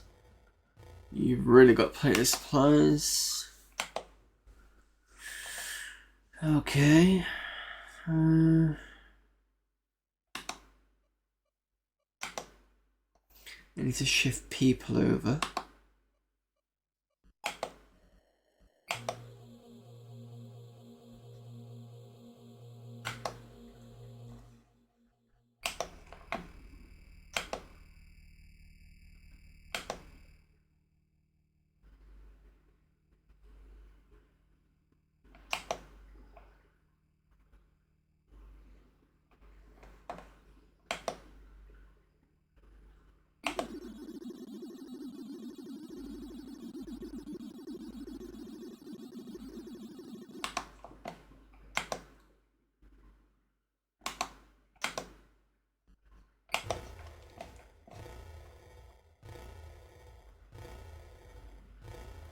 I don't know what this is gonna do. I'm just gonna do it and see what happens. Oops. I don't want to do that, never mind. There we go.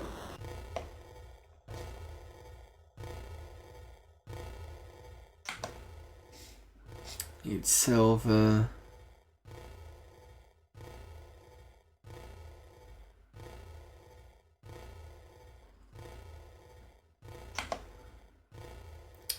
Okay, can't do that at all anyway because I don't have platinum.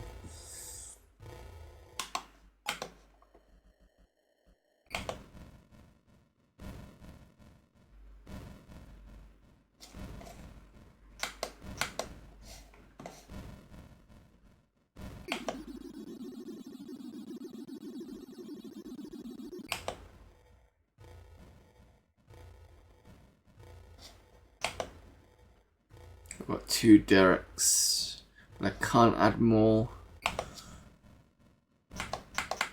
Okay.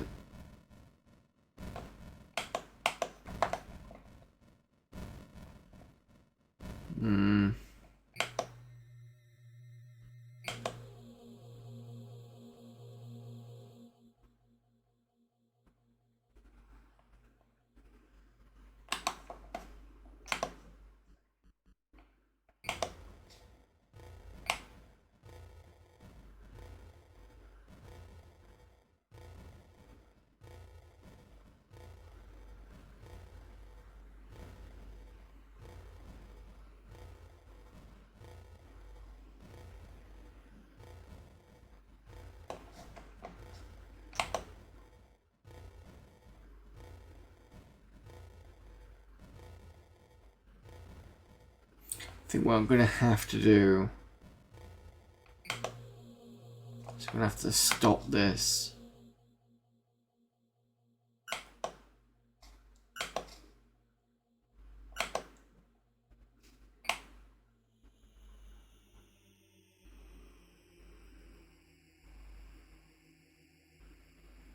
What's on earth?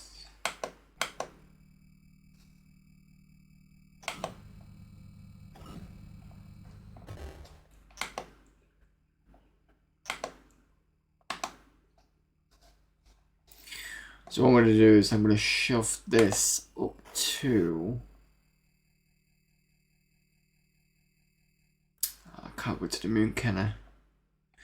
I can move this up to...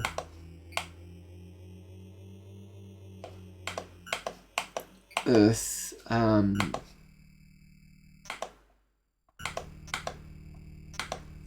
Yeah, move it to here.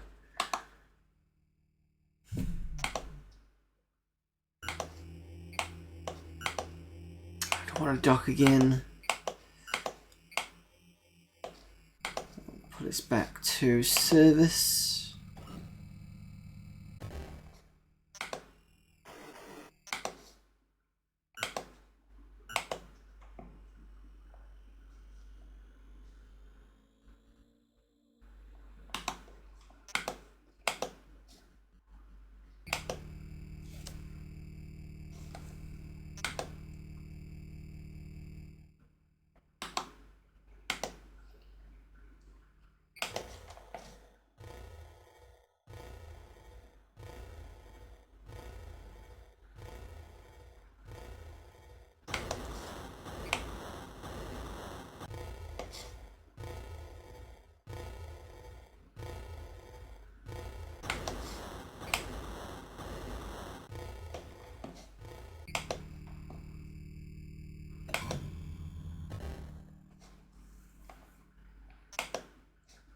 Right.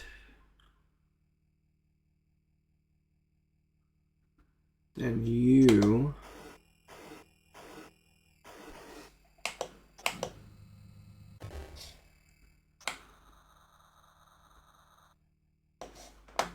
are going to go...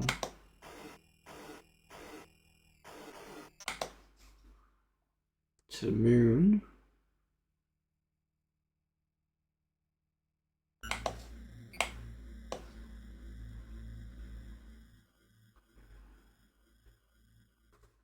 Yes.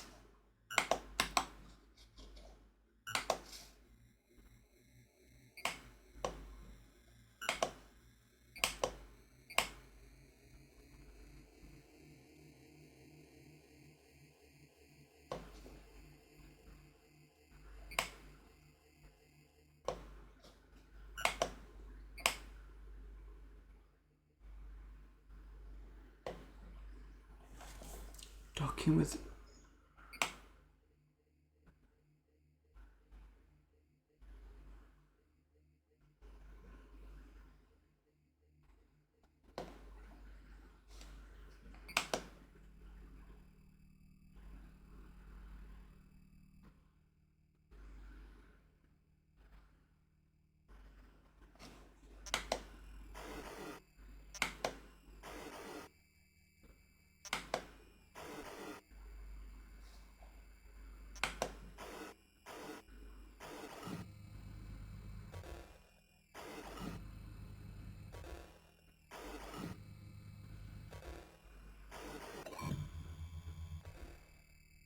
Right, I think that was the issue.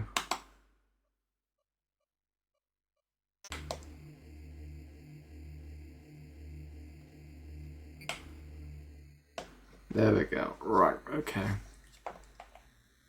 Because I already had something in there, so it couldn't actually do anything. Now... what did I want to do? I want to do the tool pods.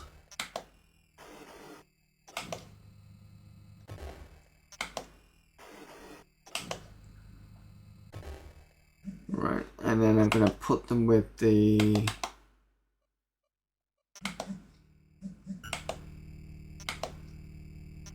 frames.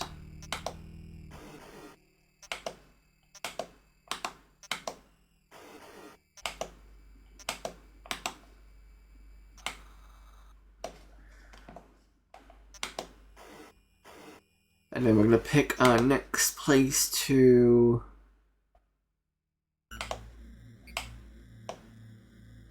set course. Where are we going? Mars or Venus?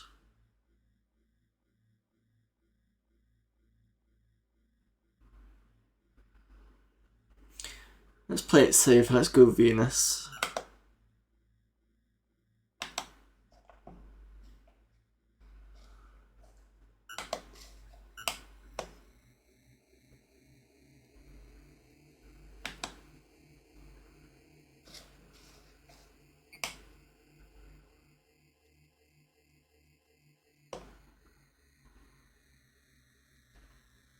Can't dock because there's nothing there. But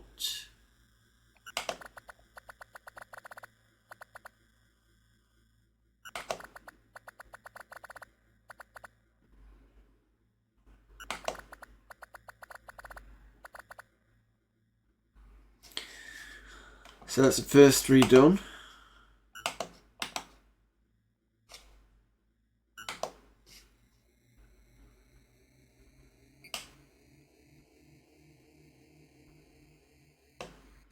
Just realised I've gone the wrong way. Earth, Moon, Trellis. Orbiting the Moon. Docked.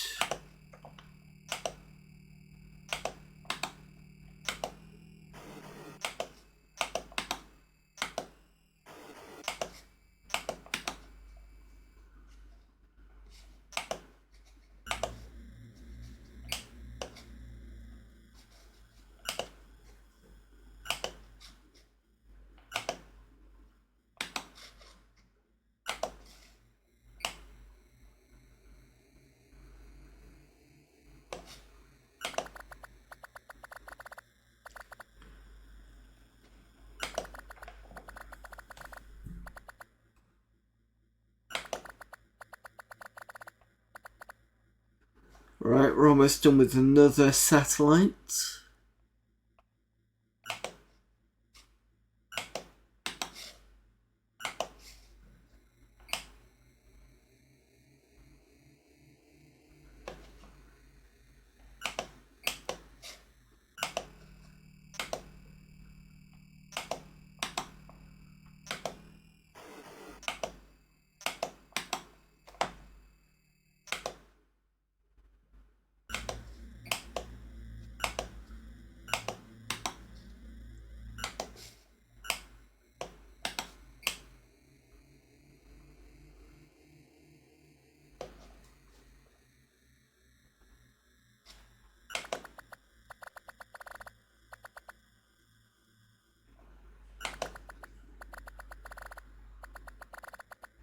Now we've got another factory, brilliant.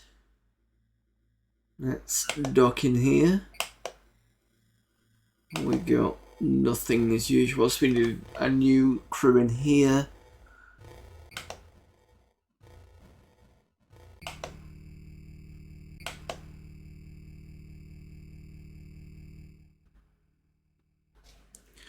Let's save.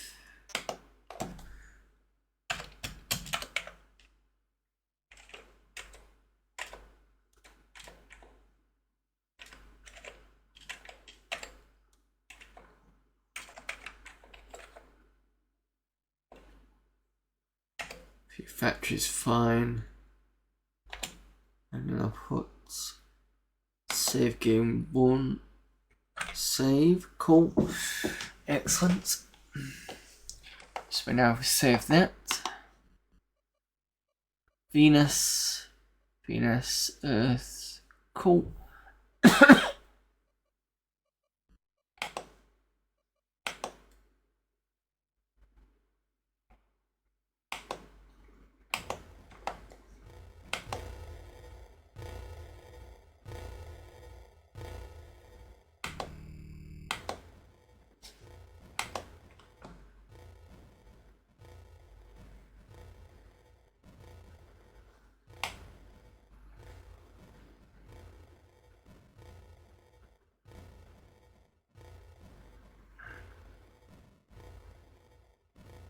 Wow, this is not getting enough. Because I bet the moon's stealing, yeah, the moon's stealing half the fucking stuff.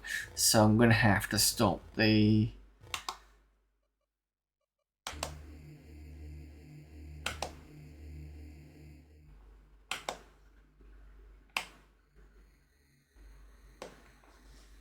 Okay. Let the earth build up some supplies now.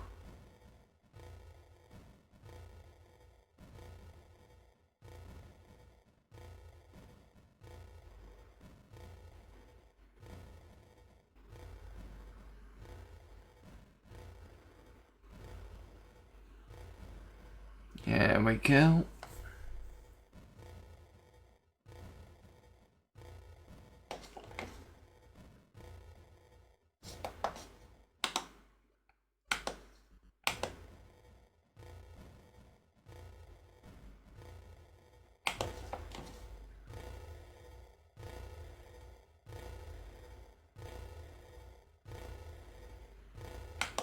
Right, so I couldn't build that because I got no silver. Can build one of those.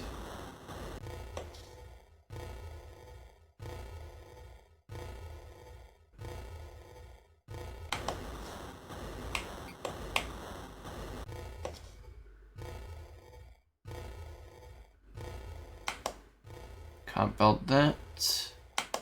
Can't build that.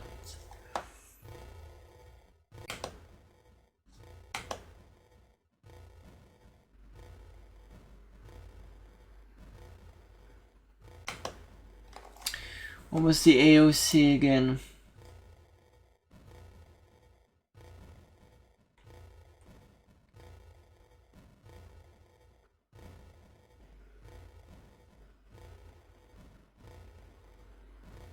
Construction of any item requires the presence of highly trained production staff. These artisans take time to learn the skills, making them rare and greatly valued. However, the drawback of using humans is they need a separate request for each item to make. AOC replaces artisans, freeing them for the use in new locations. All production can now be made automatic. To program AOC, select items to be made as usual. Each light on the item selection panel has 3 states indicated by the colours. Red means selection is off.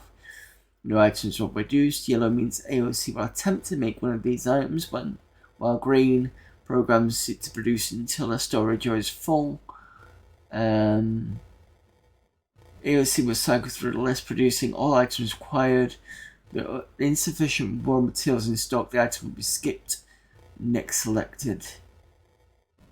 Only one AOC may be built in any factory. As soon as the AOC is installed, the resident artisans will be transferred to the ship service bays. Okay.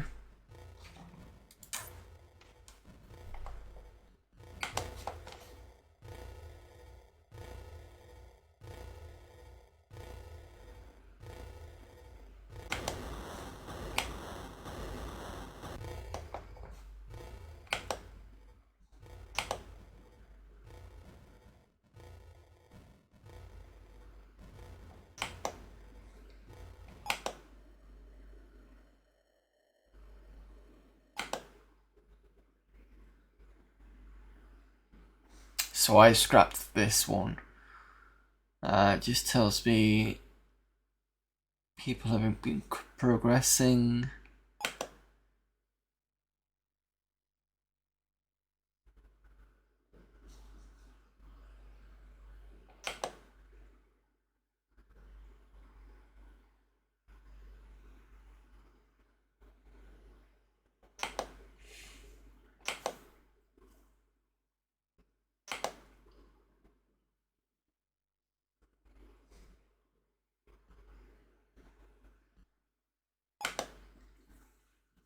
Deposit analysis.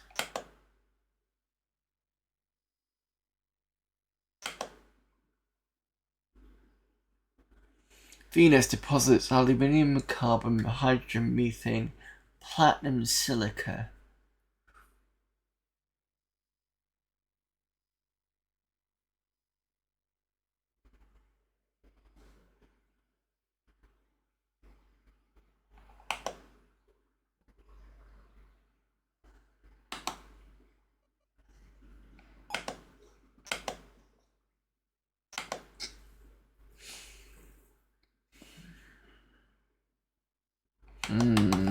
Okay. How do I get stuff from the other sections?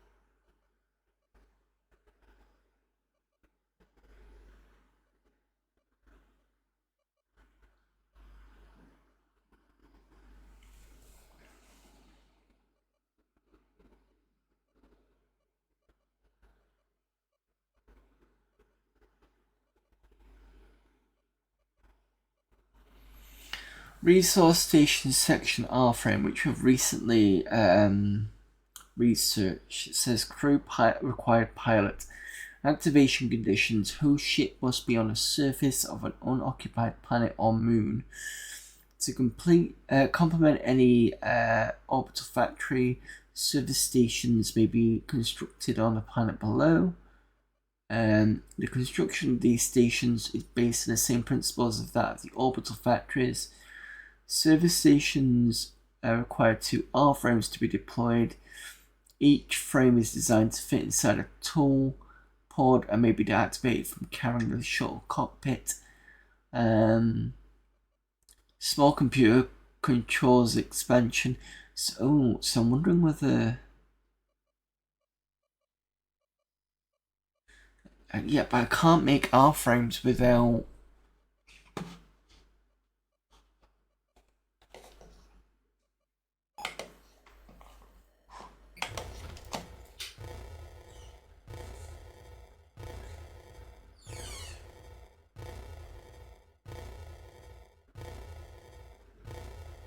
I can't make them here because they need to be in orbit.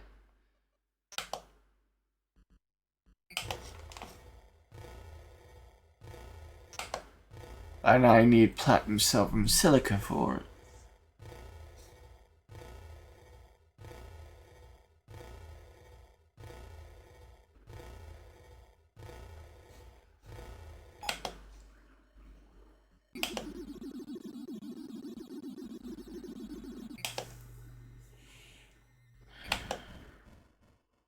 I've got none of those here.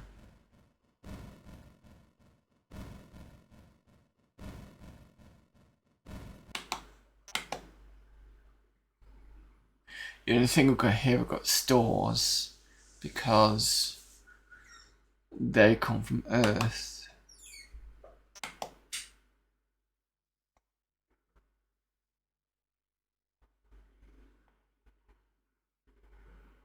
It says 0 derricks deployed.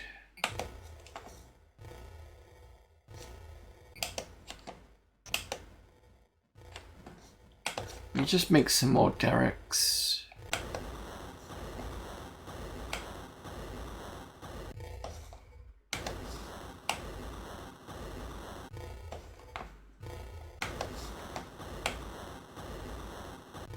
Oh, that's 4 derricks done.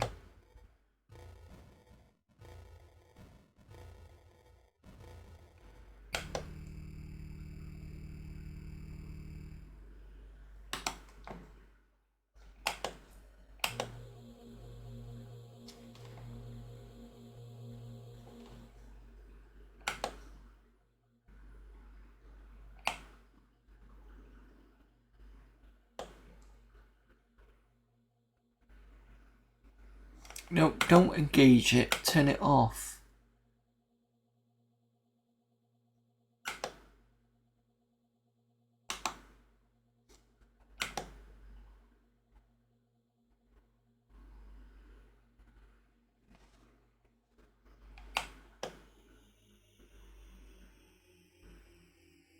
Oh, because you were too busy. Yeah, it's fine. My fault. Forgot it was supposed to be doing. It's doing its job. Now, what did I want to use it for?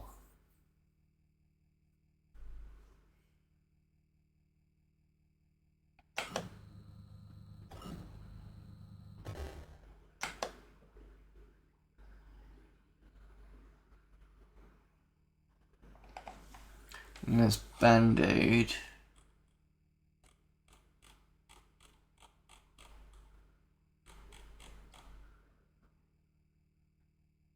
Surface station repair equipment.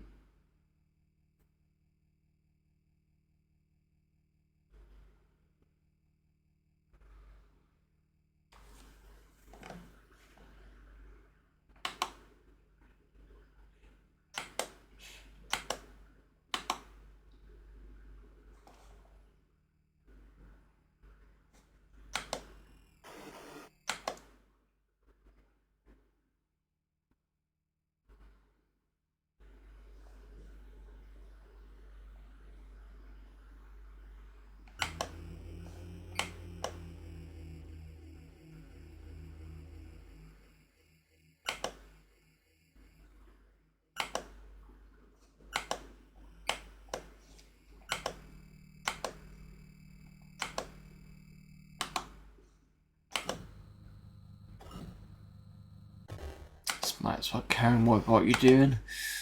We're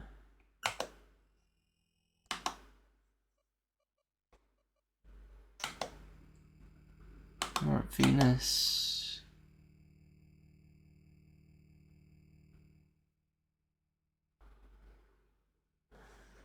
I'm trying to think what I'm trying to do here.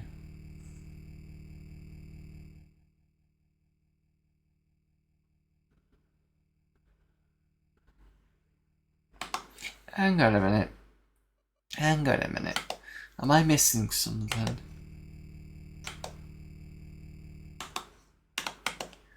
Do I need to make a specific shuttle?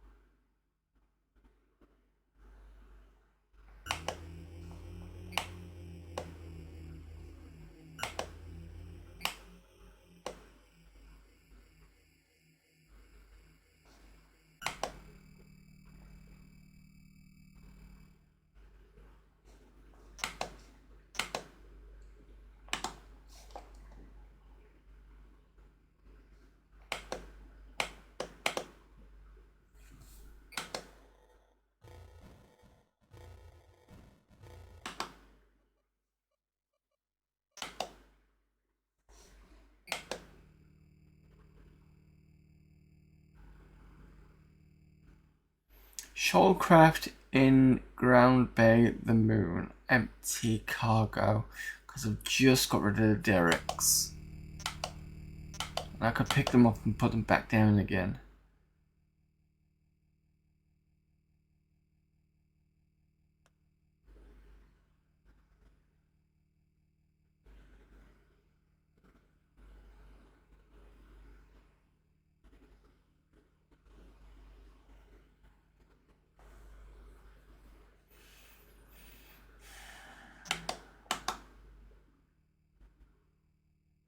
But it does look like I need a specific shuttle for each area to go from. So we need a shuttle that goes to the planet, comes up and just docks in the docking short thing. That's all it does. And then I've got the ones with the 3s that go in between the stations, but they don't land anywhere.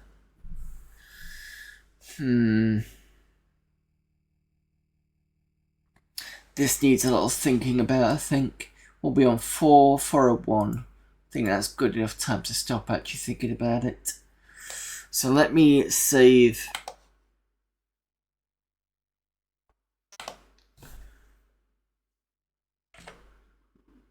Brill. So we're on 31027797. Just gonna put that in chat. At least use my chat thing.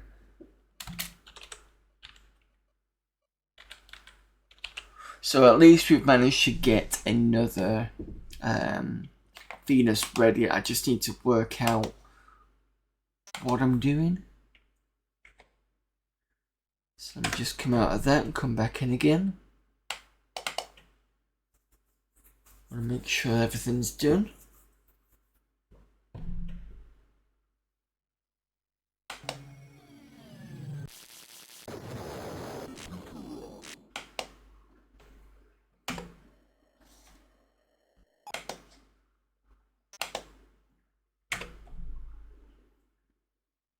Yep, we're fine. Cool.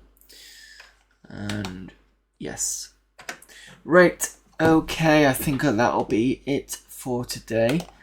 Thank you very much for popping in and for the chats and for the follows and for the raids. So been a good day.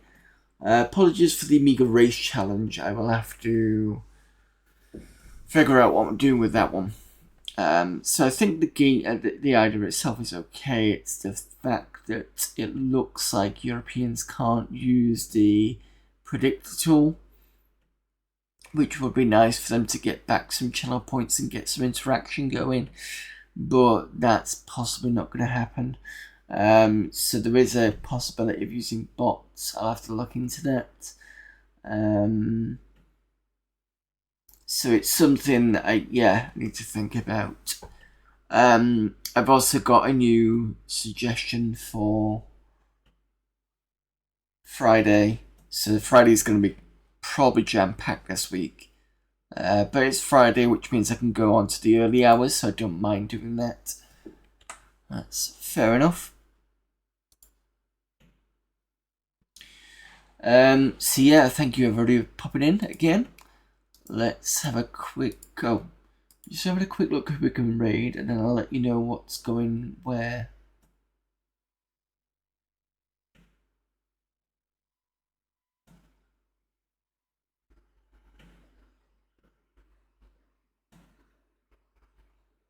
I think that girl Jim is about to go.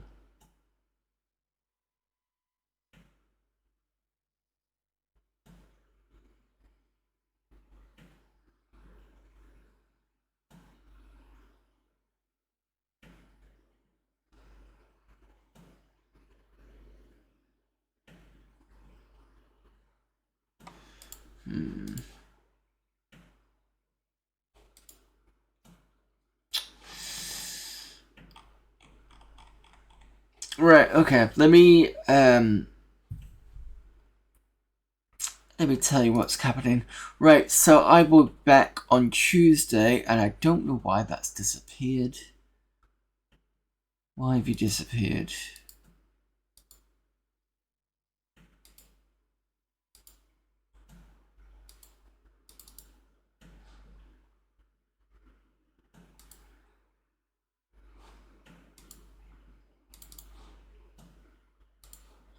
There we go.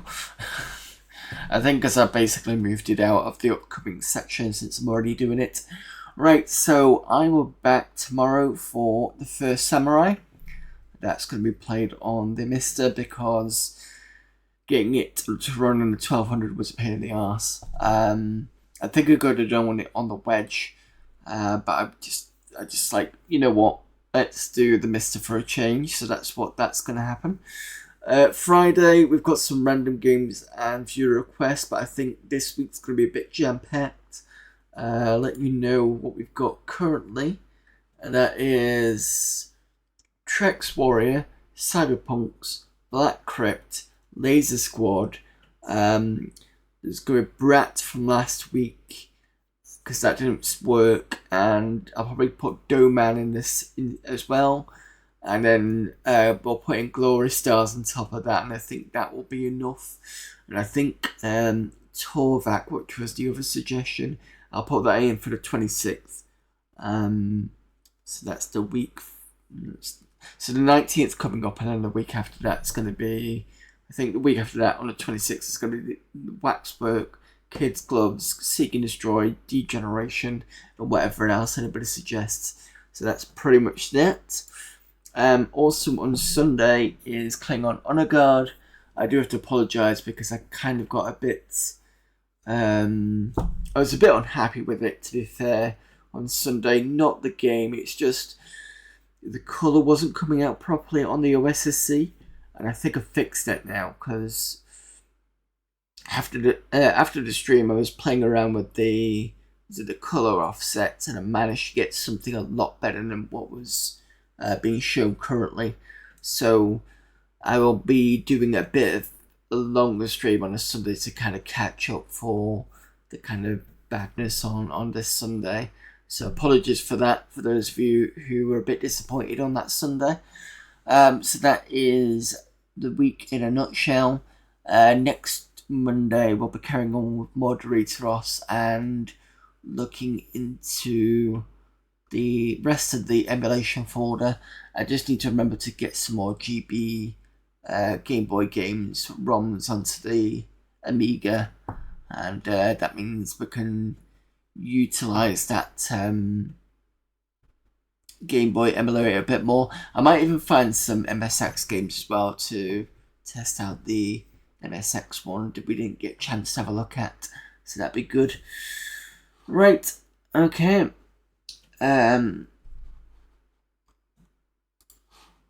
Let's go find someone to raid. Who's doing Amiga April?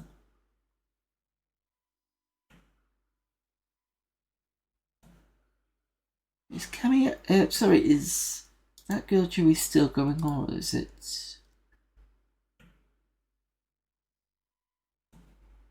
Publish it. So I've been meaning to message, and then on. You know what? Let's do a sneaky raid to that girl Joey, who generally does do Amiga stuff. On Mondays, she'll do Amiga Mondays, and Tuesdays it's C64. I don't know if she's still doing that at the moment. She does do other streams as well, but those are the two ones she's known for. Let's go raid that girl Joey. Sneak it in before she clears off, because why not? Keep the Amiga train going. Right, okay. So again, thanks very much. See you all soon. You know my schedule for this week, and hopefully see you tomorrow for First Samurai. And until then, I will see you later. Bye.